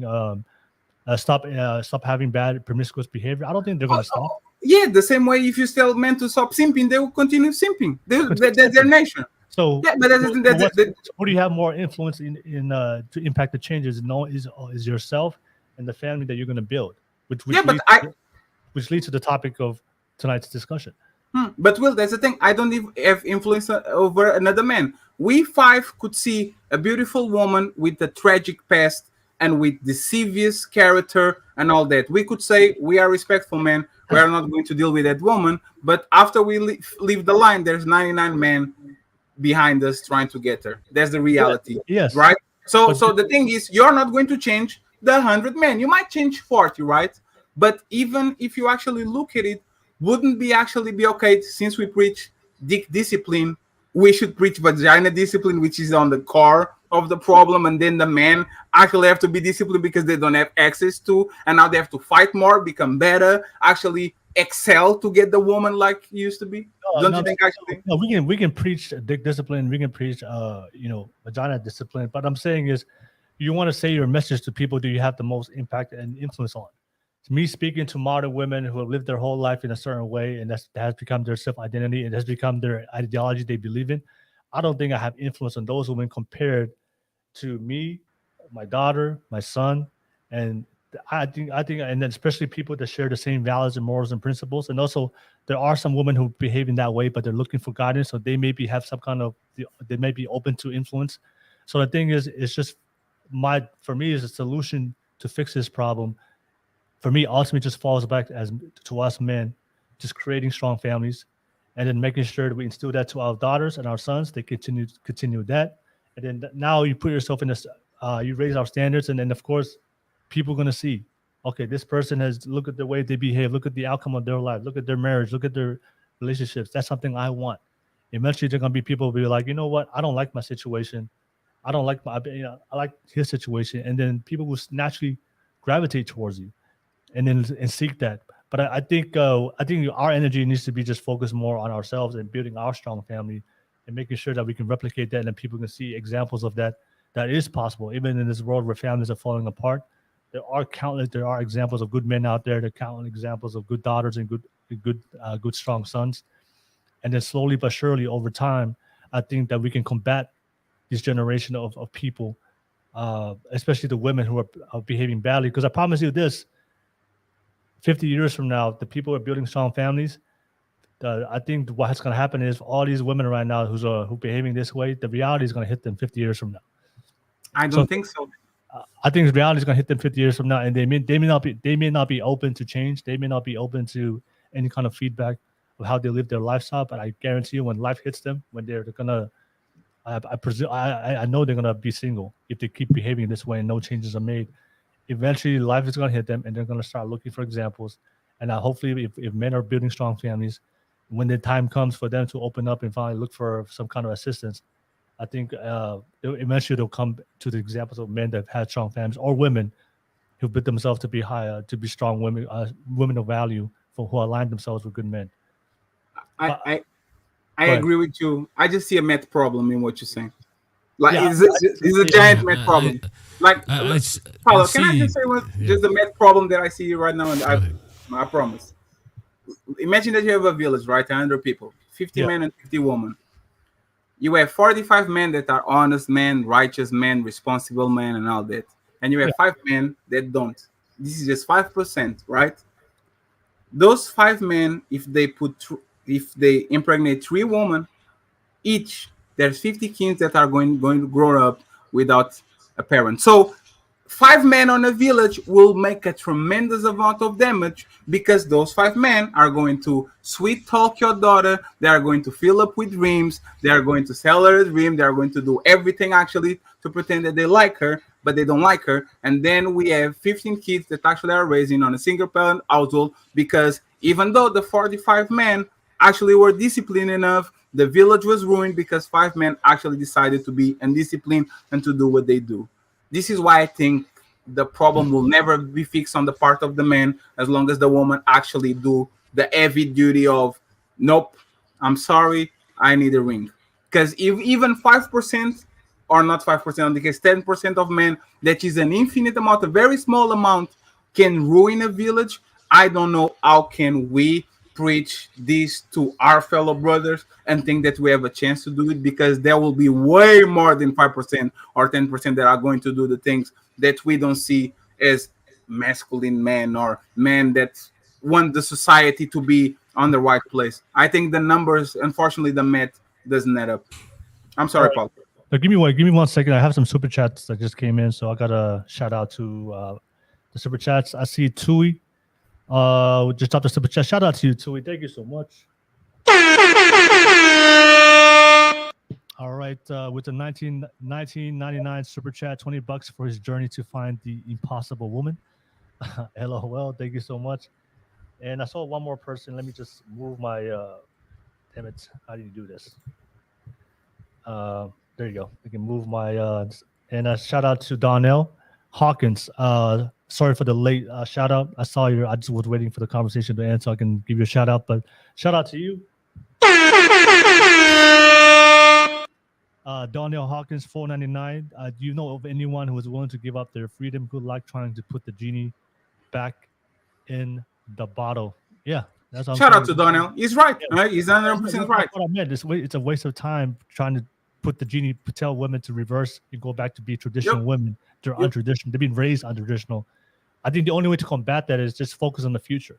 We can't fix what's currently happening today, but I think as men that we have control of the future, and we can fix that and just make sure that the men that we the boys in our families and the daughters that we're going to raise are going to be the ones are going to have our values and principles and make sure that they are in stable families. And if we continue that process, I think we can combat that.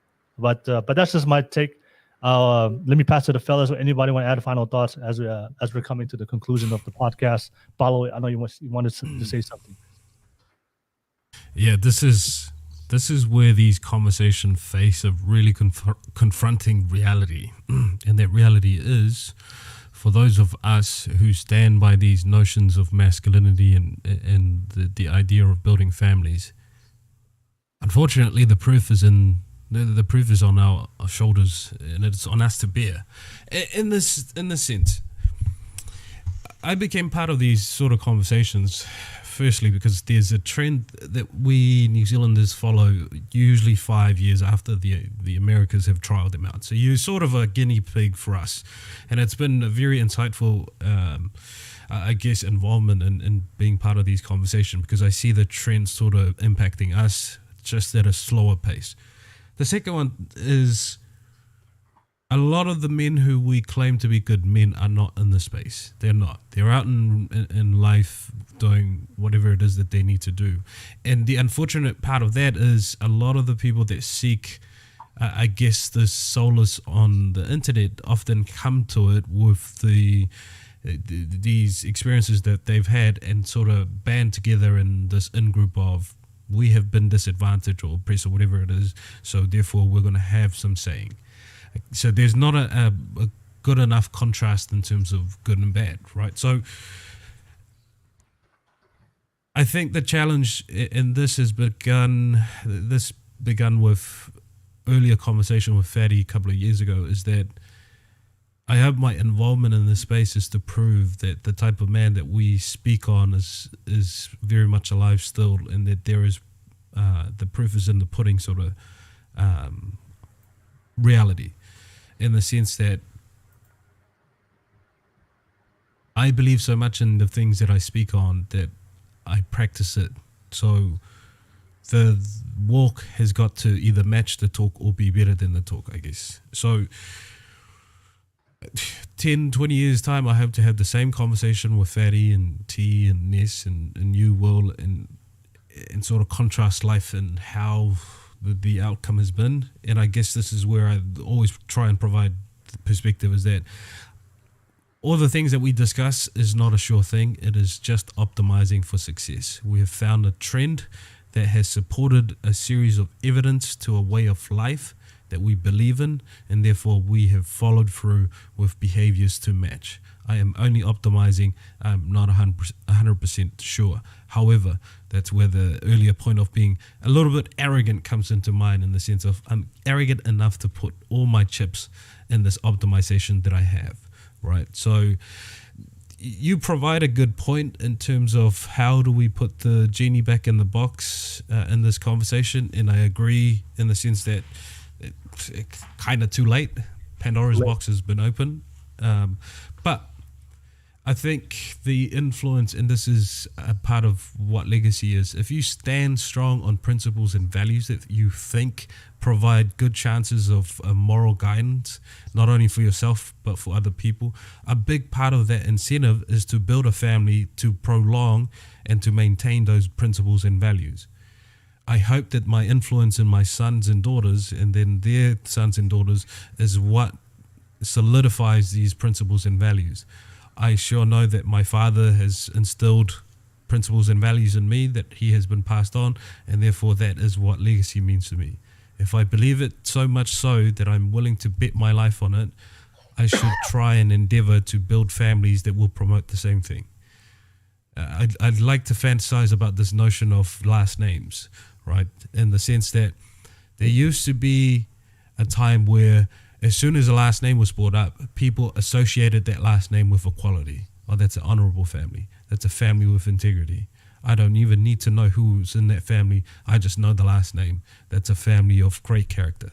And that's where I try and live my life in terms of my influence within what I can control. The other thing too is that women are creatures of comparison. So if we want to change the behavior of women, we have to build healthier relationships and put the women in our care in spaces that they are able to be good influence on others, because other women seek and judge the life of a woman based on the happiness value that they measure against. That's certainly been true for my wife and her influence over her friends. And I've seen that all across the board in certain relationships that have been somewhat healthy and in a place where two people have understood their shortcoming and had decided, let's make a sacrifice, let's come together, let's put a bit of hope, some rationale and some emotion into it and make things work. So unfortunately, with these sort of conversations, as much as we can present a compelling argument, I think for me, the responsibility is for me to at least live out the life that I'm trying to preach, if you want to call it that. If I believe so much in accountability, resilience, and discipline, then therefore my life should only consist of those three. And I hope that over the years of this involvement in these conversations, I live up to that standard and that I give you at least some guidance in terms of, if this is the outcome that you want, I have walked that path, let me give you some pointers, and hopefully you walk the same path eventually. All right, no worries, Balafessa. Thank you for sharing. I'm going to just pass it to T. Ness, anything you want to add on real quick before we conclude the pod? Ness, anything you want to add on? Yeah. Like nothing. I mean, I think the only thing that is the only thing that is 100% for sure is death and taxes. So everything that we're saying right now, it is based off of trial and error, man. I mean, for those young men that are out there listening, the best way to become the best version of yourself is just work at it. Be the best person that you want to see yourself. If you find somebody that you look up to, be better than that person. Right, whatever they got going on, try to be better. If you don't have anybody to look up to, there's always people out there. There's always someone that you can always look up to or try to find some sort of knowledge from. If not, you got four brothers right here, right now that have been dropping jewels all night. I think ultimately, when it comes down to relationships in itself, man, just work hard, be the best person that you can be, do your due diligence when it comes to finding the right person with the right vetting, and like Paul said, all the chips will fall into place accordingly. All right, no worries. Ness, thank you for sharing. T, anything you want to add on real quick? Nothing. I think part of that accountability, if somebody said it better than you, is just keep your mouth shut. And the fellas have absolutely said it the best way that probably anybody could think of within conversation. So, get back to you, Will. All right, no worries. And shout out to everybody in the live chat. Thank you so much for watching. I see a lot of new names popped in on the live chat in the last 15, 20, 30 minutes of the podcast. I know we had a good discussion and good, even though we disagreed on certain things, but that's the purpose of the conversation, is to talk about it and move forward. So shout out to everybody. Thank you so much. Shout out to everybody who super chatted. Donnell and Tui, thank you so much for your donation. Don't forget to like and subscribe for the podcast. If you see value on this content, and we're providing some type of value with the effort that we provide for you guys the best quality content we can give you guys, don't forget to like and subscribe. Don't forget we have another show tomorrow. So if you missed out tonight's podcast, definitely watch it from the very beginning. There was a lot of good insights and conversations that we had. But we have a show tomorrow on Fridays. Is the All Pacific Honor panel. You can definitely see me, T, Monica, and some more guests have some conversations regarding the Pacific Honor community. And of course, if you want to, on Saturdays, we have the After Dark show where we talk about modern dating and relationships. So we have different shows throughout the week. Definitely tap in whenever what show that works for you. But appreciate you guys always watching and subscribing, and of course, showing support the entire time. But let me pass it back to the panel. Final thoughts, and how can people find you guys? And of course, shout out to Fatty. Thank you for jumping on as a public guest. And don't forget, this is a public show, so if anybody that's watching this right now, you can always jump on and be part of the podcast. But final thoughts, everybody, and then drop your handles if you want people to follow you, and we can conclude with that. I'll start with you, Fatty. Fatty, final thoughts, and how can people find you?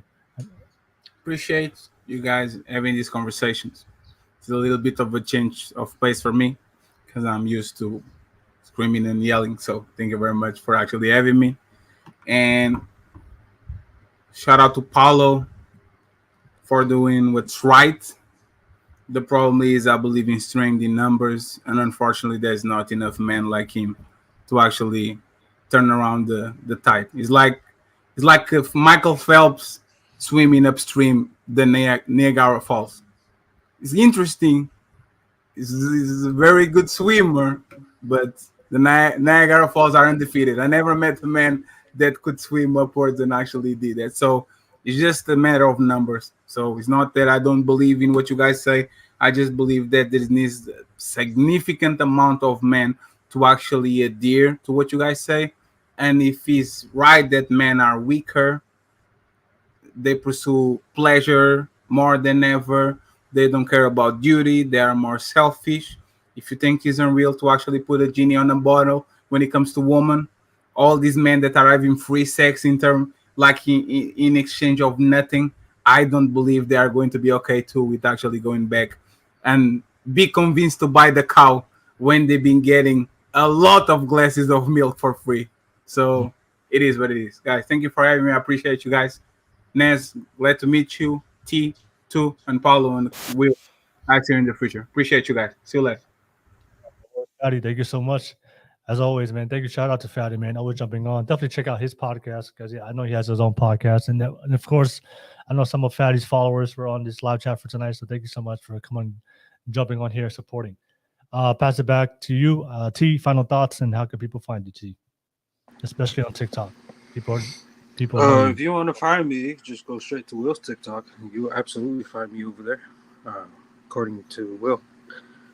Other than that, it's always great conversations when it comes into the mental state of a man and its masculinity and what is absolutely necessary for in order to be in control of what you are fully responsible for, regardless of however your journey is for you to get there. That's totally on you. I think the only commonality for amongst the panel is sometimes you just got to get punched in the face. You have to deal with real life situations in order for you to fully grasp the severity of what life has to throw at your face. And at the same time, life is going to be like, I really absolutely don't give a shit who you are. I'm not going to wait on you. But it's always a good conversation. There's always caveats and flip sides to a lot of this. But the most important thing, I think Paulo covered it on his last one, was to be able to walk what you speak. I think that's the most important one.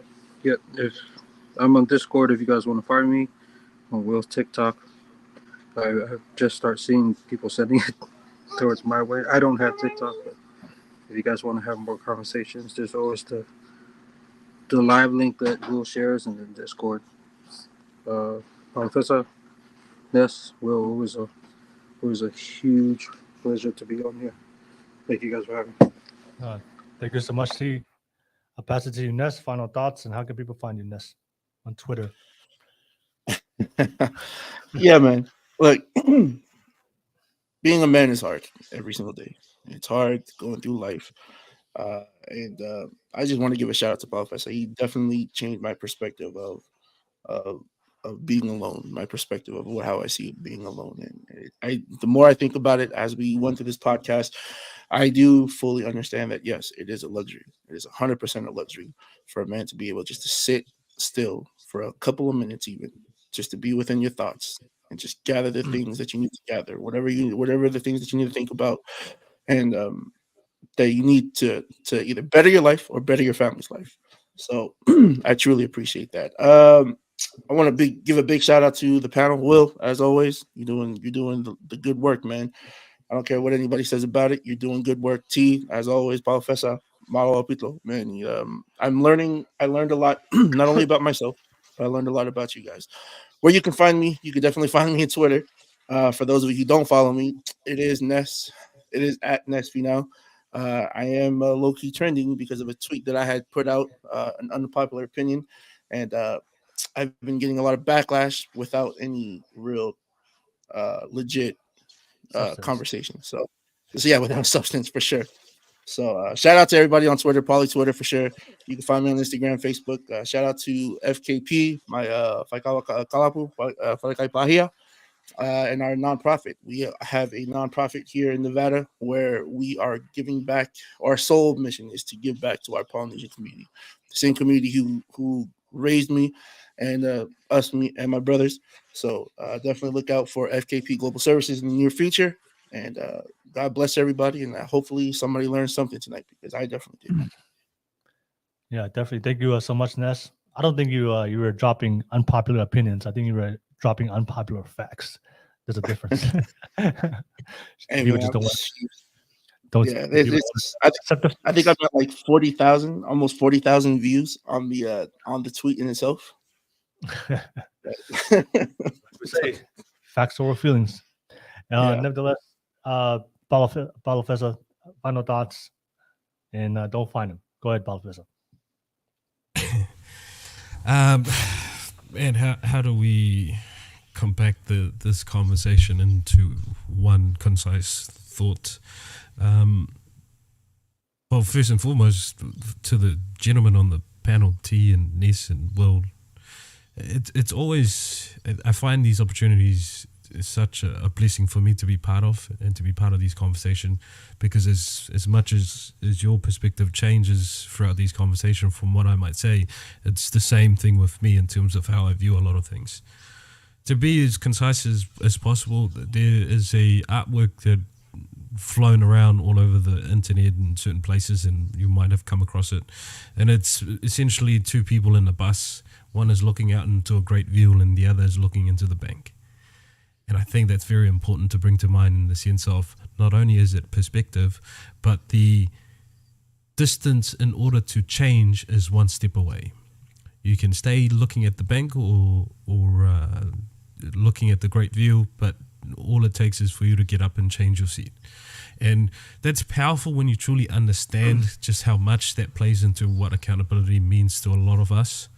And oftentimes it is a single decision that makes the biggest difference in your life. And that's something that you have to consider if you're listening to this podcast. To everyone who's been very patient and kind enough to donate us your time tonight, watching us and listening to us, whether you agree or don't agree at all, very grateful, and thank you for your time and your presence. And to Will, again, a platform is very much needed, and thank you for continuing to have these conversations and for having me on being part of them. All right, no worries. Thank you so much. Hey, Will, before you guys know what responsible men do? They like and subscribe, guys, motherfuckers. Like and subscribe. Be accountable to the subscribe button. Facts. All right. Like and subscribe. Push that like and subscribe button. And of course, don't forget, shout out to everybody. One more man, I appreciate everybody watching. I saw a lot of new faces here for the first time. By Night's Fall, J Wills 81. Appreciate you guys. I think there's a couple of new faces I've seen. The fan guy. Thank you so much. That's the new name I've seen in the live chat. I haven't seen that before. Thank you so much. And I see segment 137. Hey, welcome back. I think I remember that name from a long time ago. So welcome back and being part of the podcast. So don't forget, we have 4 shows a week. We have another show tomorrow and Saturday. Turn that notification on so that way you get notifications when we do go live. And I appreciate you guys. You guys always inspire me to put in my best effort and give you guys the best quality content for you guys. But nevertheless, fellas, as always, thank you so much for your time. And don't forget, we do this every single Thursday, 7 p.m. California time, the Masculine Mind Podcast. We focus on masculinity, self-improvement, and purpose for men. All right, so this is something that had some kind of value and impact in your life. Definitely subscribe and get that notification on, so that way you can get a notification for next week when we have a different topic to discuss. But nevertheless, as always, fellas, and all the women, men and women watching this, see you guys next time. Peace and cheers. All the Kava drinkers out there, cheers. All right, one drink for y'all. Peace, y'all. See you guys next time.